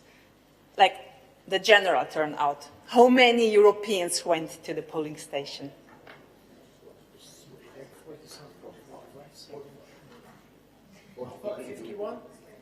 51. It was 51. And how much was on 2014, before that, those elections? Ah, well done. Yeah, it was 43. So basically, it's raised for 8 percentage points. And I'm coming from the European Parliament. I'm head of the office of the European Parliament here in Ljubljana. And I was in charge of the also campaign in Ljubljana, in Slovenia. And we in the Parliament very much believe that our campaign was so creative, innovative, that we also contributed to this great result. So in my presentation, I will tell a little bit about our campaign, focusing more on Slovenian part. And, well, so let's move to, here? Okay. Let's move to the years before the elections, so after 14, pardon. For the first elections to the European Parliament were 40 years ago, in 1979. At that time, the Parliament has only consultative role, but people saw it differently. 62% of Europeans went to vote. And every elections since then, the turnout went down and reached 42% in 2014. But the role of the Parliament raised a lot. And it was, nowadays, the Parliament has, the European Parliament is the real legislative body that co-decide about 80% of the legislation that is applicable in the countries, and that very much influence our everyday life. So in the Parliament, in the European Parliament, we said like 42%. That's a critical point for Europe. And we have to do something. We have to start with a completely different campaign that we've done until now. This situation was even worse in Slovenia. Only every fourth Slovenians went to vote. And so we said, okay, let's start with a campaign which is not political, which has only one goal, to bring people to the polling stations. And in the Parliament, we decided about 6 key strategy principles. I will explain a little bit those principles, but again, as I told you, I will focus more on the case of Slovenia. First, we said this time we will have pro-European campaign. We're not going to talk anymore about, we're not going to give the stage to the Eurosceptical candidates and who will put the questions about the Europe under questions. So we will communicate about EU values, about the benefits that Europe brought to us. In Slovenia, this was really obvious. And it was in this time, this was in 2017, the climate in Europe was quite pro-European. For the first time after 35 years, the public opinion was very positive towards Europe. Because the crisis, the financial crisis was behind us, the migration partly behind us, and the economic growth was mostly presented in all countries, in the most countries. And at the same time, Trump happened, Brexit happened, or the referendum happened. So it was a kind of wake-up call for many people, Europeans. And they, probably also because of that, they felt much more European than for the last 35 years. 70% of Slovenians at that time in 2017 said, we believe that Slovenia benefits from EU membership. And here we used, so the second principle that we used was data-driven communication. We used the data that we got from Eurobarometer to define our target group. So if 70% of Slovenians are pro-European, why only 24 went to the polling station in 2014? So we said, let's choose those people, let's communicate strongly with those people who are pro-Europeans but do not vote. And they usually do not vote because of some personal, technical reasons, like the weather was nice, we went to the coast, or the weather was bad, we stayed at home, or we didn't know that there were elections, or we even had a question of a woman saying, like, why do you think I would go to Brussels to vote? So many people were simply not informed about the elections. So, and for Slovenia, we defined the 3 target groups: youth, professionals, managers, like people who have a kind of influence in the society, and people who are older than 55, who can remember very well how the life was when we were not a member state of the EU. The third principle was, let's do the personalized slogan. And we choose, this time I'm voting for. So everyone can use it. You can say, if you're more for the, like this time I'm voting for investment, this time I'm voting for the earth, this time I'm voting for us. So everyone can find a topic that is close to them. And we also publish a platform this time I'm voting.eu, where people supporting the EU idea could register and became our volunteers. And in Slovenia, 13,000 people inscribed, and we got like 400 volunteers who were willing to help us. The fourth principle was let's meet as many people as possible and let's talk personally with them. This is like, yeah, basically from door-to-door campaign. We had only in Slovenia, more than 300 events organized. But we are a team of 9 people, so it was not possible to be organized only by us. So we used all those volunteers to help us. So we've been everywhere, in all regions, in all schools, universities. We talked to many, many people. And this is, all these principles are a big change. That's the third campaign I'm taking part at. And all these principles I'm talking about is a big novelty for the parliament. So the fifth principle was really something completely new. We will let the third party to speak about us. So I mentioned already, this could be like, if a student hear from some colleague or from someone, a friend, that is good to vote at the European Parliament elections, he would believe him more than would believe me as a functionary of the EU. So that's the idea of third party is speaking for you. So we got 400 volunteers who did workshops, conferences, stands, organized everything possible. We were surprised about how creative they were. They have their own social media accounts on Facebook, on Instagram, who they themselves managed.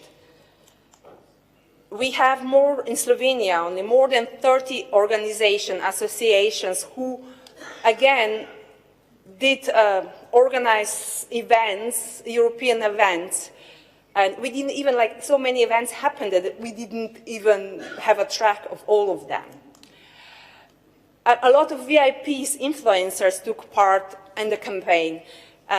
We recorded 55 videos with influencers, only in Slovenia, or with celebrities that were circulating in the net. And we didn't spend not even a euro to pay them to do the campaign. Professional football players took part on it as well. And the sixth principle, which was also something completely new, was emotions. We heard quite often, the European Parliament, we cannot feel it. Like Bono even said, we don't feel the Europe. You have to communicate the way the Europe is going to become a feeling. So we recorded a very, very emotional video about a child who was born. It was like a documentary movie. You could see all the little details, like in the hospital and how these kids was growing up. Anyway, it's not important so much, the whole story about the movie, but you ended up crying. We didn't know how the results how the reaction of people was going to be, but we got more than 35 million views on the internet. That never happened before, that any institution would get so many views. Well, and okay, for Slovenia, we went up. It was not 51, it was almost 29% the turnout. But we were super happy because many people predicted that it was going to go down. So we made an increase of 4.3 percentage points, which we were happy with. But let's see, in 2014, we will continue. We established a huge community of people who believe in Europe, who are volunteering to promote the Europe. And, well, now we change this time I'm voting to together.eu. Thank you very much.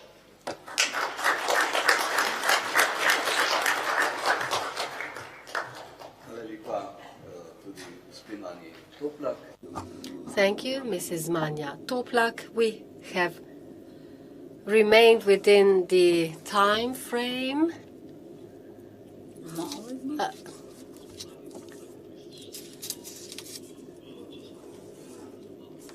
So we still have some time left for a question or comment or clarification needed.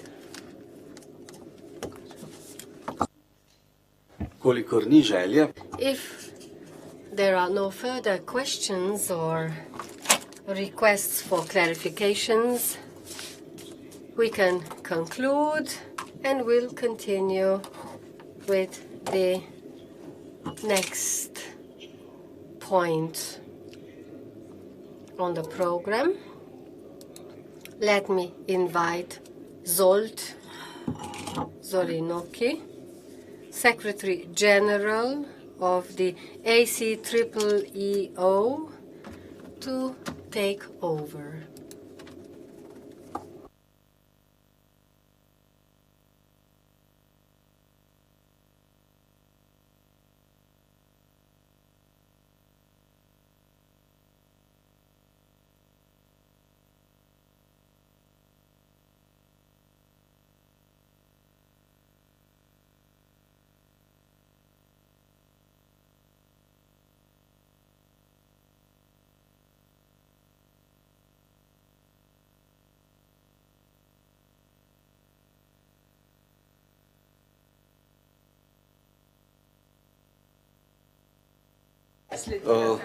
Čisto tehnično. Technical 5-10 minute break and we'll get back. Še enkrat.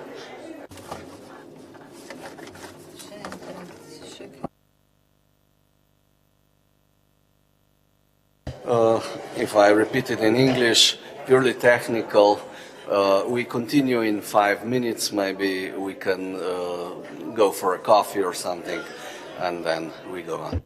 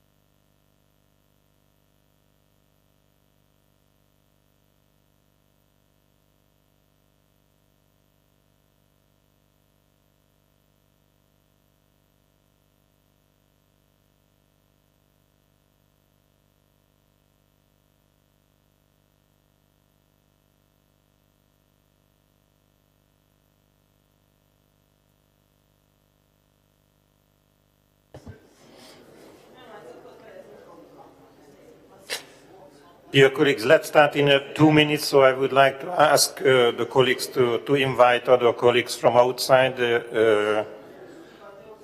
in order to start in 2 minutes at the latest. Thank you very much.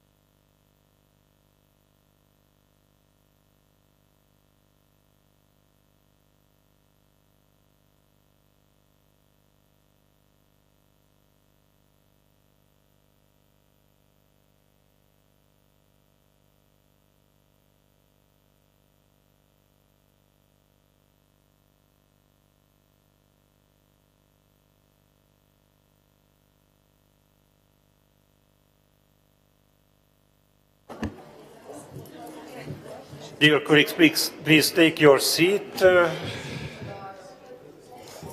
I know that it is not easy to close, easy to open a conference or start with a conference, but I know that this is not easy to finish. And you see the time goes, or the time flies very quickly. We just started and now we are speaking about the closing. We might have to think about to extend the 2 days conference to 5 days. Then we could have enough time for any details. Although just off the record, I have a picture which I took several years ago in a 5 days conference on the day number 4, where some participants was like, during the presentation, some participants was like this. So this is the, let's say, the disadvantage on the long conferences. Dear colleagues, here on the table, dear colleagues among the participants, this last session, usually we are doing a lot of things, but very quickly. That first, we would like to do the wrap-up of the substance, so our 2 main topics. Then we are closing, or officially closing the conference. Then an important thing should happen as well, that the handover of the presidency to the next members who are taking over the presidency of the ACEEO. Before we start, you all have one piece of paper on your table. It's called Ljubljana Declaration. Sounds very well. And as you know, this is our usual practice since 7 or 8 years, that we try to assess the findings of the conference. Maximum 1 paper, so this is the maximum what we are doing it. What is important, of course, this is not binding at all. This is a kind of assessment and a recommendation to our members to follow. And of course, just to recall my speech or what we try to do from this year, that we subsequently doing a review of our previous activities. So this declaration will be reviewed in 2029 at least. I'm 100% sure that you all will be there somewhere in Europe in the conference, an ACT plenary conference in 10 years' time. So please have a look at it after the wrap-up prepared by our colleagues. We come back to this declaration. Maybe another, maybe less important, but it is important for you because I saw that many group photo is still there. So please take 1 group photo. If you want, take 2, because this is the justification that you were here. So that you have to show it in your commission that you really came to Ljubljana. Now let's start with a quick or small wrap-up. Of course, we have time, so I do not want to limit any of our distinguished chair time. I would to propose to go in a timely order. So I would first ask Peter Golob, the President of the State Election Commission of Slovenia, to wrap up the first 2 plenary sessions because he chaired this. Peter, you have the floor, please. Thank you, Zsolt. How many minutes do I have? 5:45. No. Hvala lepa. Thank you very much. I will continue in Slovene. In yesterday's first session, we discussed layers of the main topics, namely judicial protection of the voting right. Very quality papers and contributions were presented, different forms of judicial protection and potential problems related to electoral dispute. Final conclusions are The electoral law of each state should envisage a mechanism for dispute resolution, and the final decision should be attributed to an independent judge who, with the authority of the judicial power, decides on the dispute. Transparency of this judicial proceeding builds trust into the fairness and authenticity of elections. This is the foundation of the legitimacy of the elected power. Therefore, it is extremely important to have a legal arrangement of an electoral dispute in every country. Competent authorities and electoral judges should provide effective judicial protection in each case of electoral dispute. We also talked about the unification of the rules on electoral disputes on the basis of the Code of Practice, of Good Practice of the Venetian Commission. In 2002, this Code of Good Practice in electoral matters was adopted. The code is not binding in nature, yet it is attributed great importance at the legislative as well as the implementation level. The European Court of Human Rights, in its decisions, often relies and refers to the provisions contained in the code, as well as constitutional and other national courts in EU member states. The code stipulates general rules in electoral matters, irrespective of the type of the elections. The paper was presented on the basis of the case law of the European Court of Human Rights and the Venetian Commissions. General starting points were identified for effective judicial protection when and where can electoral disputes occur, and of course case law. My colleague, Dr. Kershevan, exposed the problems in our system, emphasizing the efficiency of the judicial protection of the voting right. The efficiency relates to the proceeding. On the one hand, we have short time limits for the conduct of elections, and on the other hand, there is the need to ensure fair procedure required by the European standards of the protection of human rights. The arrangement of judicial protection in local elections was also presented with the specialities exposed, different legal bases in several acts, several remedies, a double role of the court as an appellate body as well as the body of judicial protection during elections. An interesting paper was also provided by a colleague who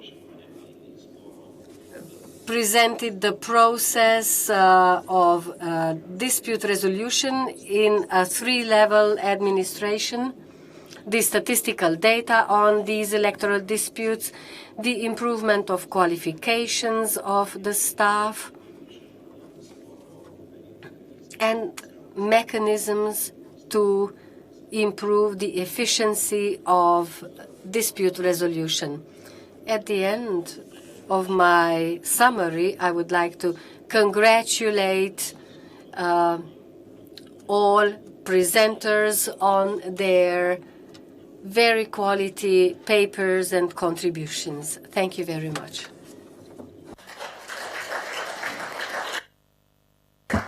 Yes, thank you very much, Peter. I would like to turn to the floor to Nina just to finish our first topic. Nina, please. Hello. In my part, there were only two presenters. The first presenter was Maya Grishina, who is the secretary of the Russian Election Commission, who told us about the way of how they resolve complaints when the body that is deciding on the complaint of administrative nature. In year 2015, the code of the administrative court was adopted, and since then these dispute resolutions are regulated, and the election committee cooperates also with the Supreme Court. So the courts are the decisions of the courts are binding for any kind of election committees. There are always larger number of cases, and such cases that refer already to the initial phases of the procedure when we're talking about the rejection of the candidature of certain candidates. So she then told us about the success of these complaints. 30 number was mentioned, so 30% or 30 complainants were successful. Then she tried to tell us about the judicial decision and the administrative decision. The specifics is in the fact of how the deadlines, the times are set. For example, the time starts running from the day of submission, but when they complain to the court, that happens on the day following submission. So the court only deals with the timely submitted complaints, and these can be completely rejected, completely approved. And in case of a court assessment, the court then decides on the time until when the lower body has to decide.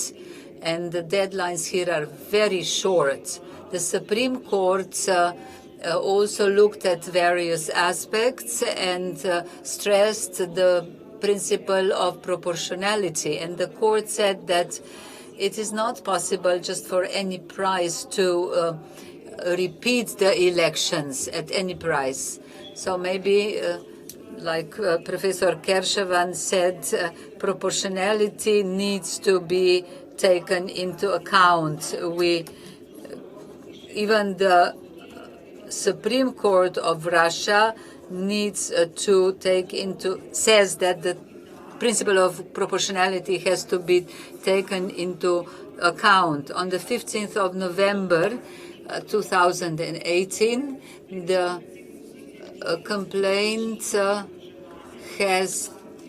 and the results and the complaints have to be actually dealt with in such a way that the new act that has not been yet adopted can have an influence. She said that the Commission, the court, and the others are taking part in putting this together, and all the decisions of the court are binding. The second presenter presented to us the provisions of the guidelines for election dispute resolutions. This is a new guide, does not include everything, but then she wanted to present to us the regulation or the arrangements in different countries as to who looks at these complaints. Are these the first instance bodies or the courts? And she stressed this difference in the different countries that is the result of the tradition. So a system that is functioning in one country cannot be simply implemented in another one. So because the legal tradition is different, the voters are different, so the issues need to be discussed in a complex way. So one thought that remains with me is, she said, elections don't take place in a vacuum, but within a legal framework. So we as lawyers are professionally deformed in a certain way without a negative connotation. Of course, law is always a starting point for us because it includes some basic principles, and if there is secondary legislation, that goes into the detail, but the basic legal principles are something that all the legal bodies that take part in elections need to follow. But of course, there are different election disputes and resolutions in different countries. I come from an institution that does observerships, and the basic task is that we check whether the bodies are independent. This independence is revealed or reflected in different segments. So they have to be independent from political parties. They must have certain financial independence. They have to be impartial in their actions. She also mentioned some differences as to whether the first body dealing with the complaint, is it the administrative body or the court? If it is the former, then the circumstance needs to be taken into account, whether the complaint was annulled because of some formal reasons, which does not contribute to good practice. This could be because of these short deadlines, because the complainant cannot collect the necessary documents in such a brief time. So such a body could actually help the complainant by collecting the documents for him. She also mentioned how the international standards need to be taken into account, and that should be the same in all the national legislations, regardless of the different way of election dispute resolution. I would like to thank her personally, but I think I don't see her among the listeners now. But I would like to thank you very much for these two very interesting contributions. Yes, thank you very much, Nina, for you as well. Based on this report and, of course, what you already heard previously, we put together these 4 points. I just really quickly would like to highlight that the first point is about, which of course for the election officials is obvious, that the protection of electoral rights should cover the whole process, so from the very beginning until the end. But I think it is absolutely important to emphasize and let's say to distribute this kind of approach. The second one is that I like the examples from the judge that this is a fair and fast procedure, that it should be fair but should be fast as well, but not under review. Okay, I understood that the judges would like to go for an excursion during the weekend, but instead of this they have to, let's say, decide on an election case, but the election officials are working at the weekend.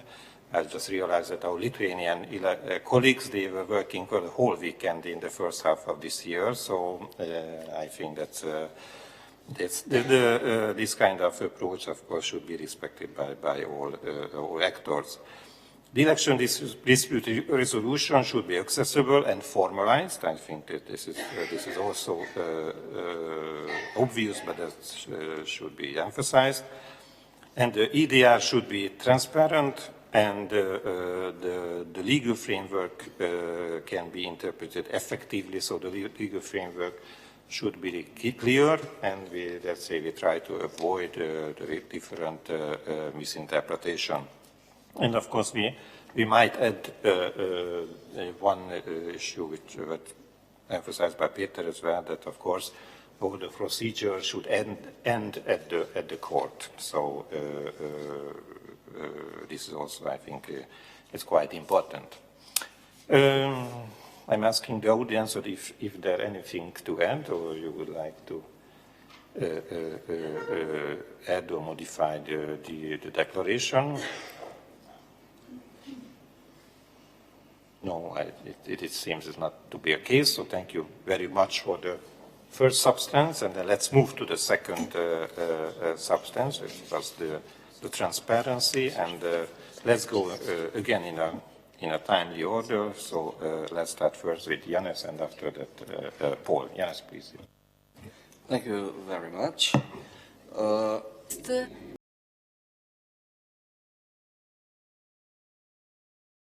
To be given of this dove.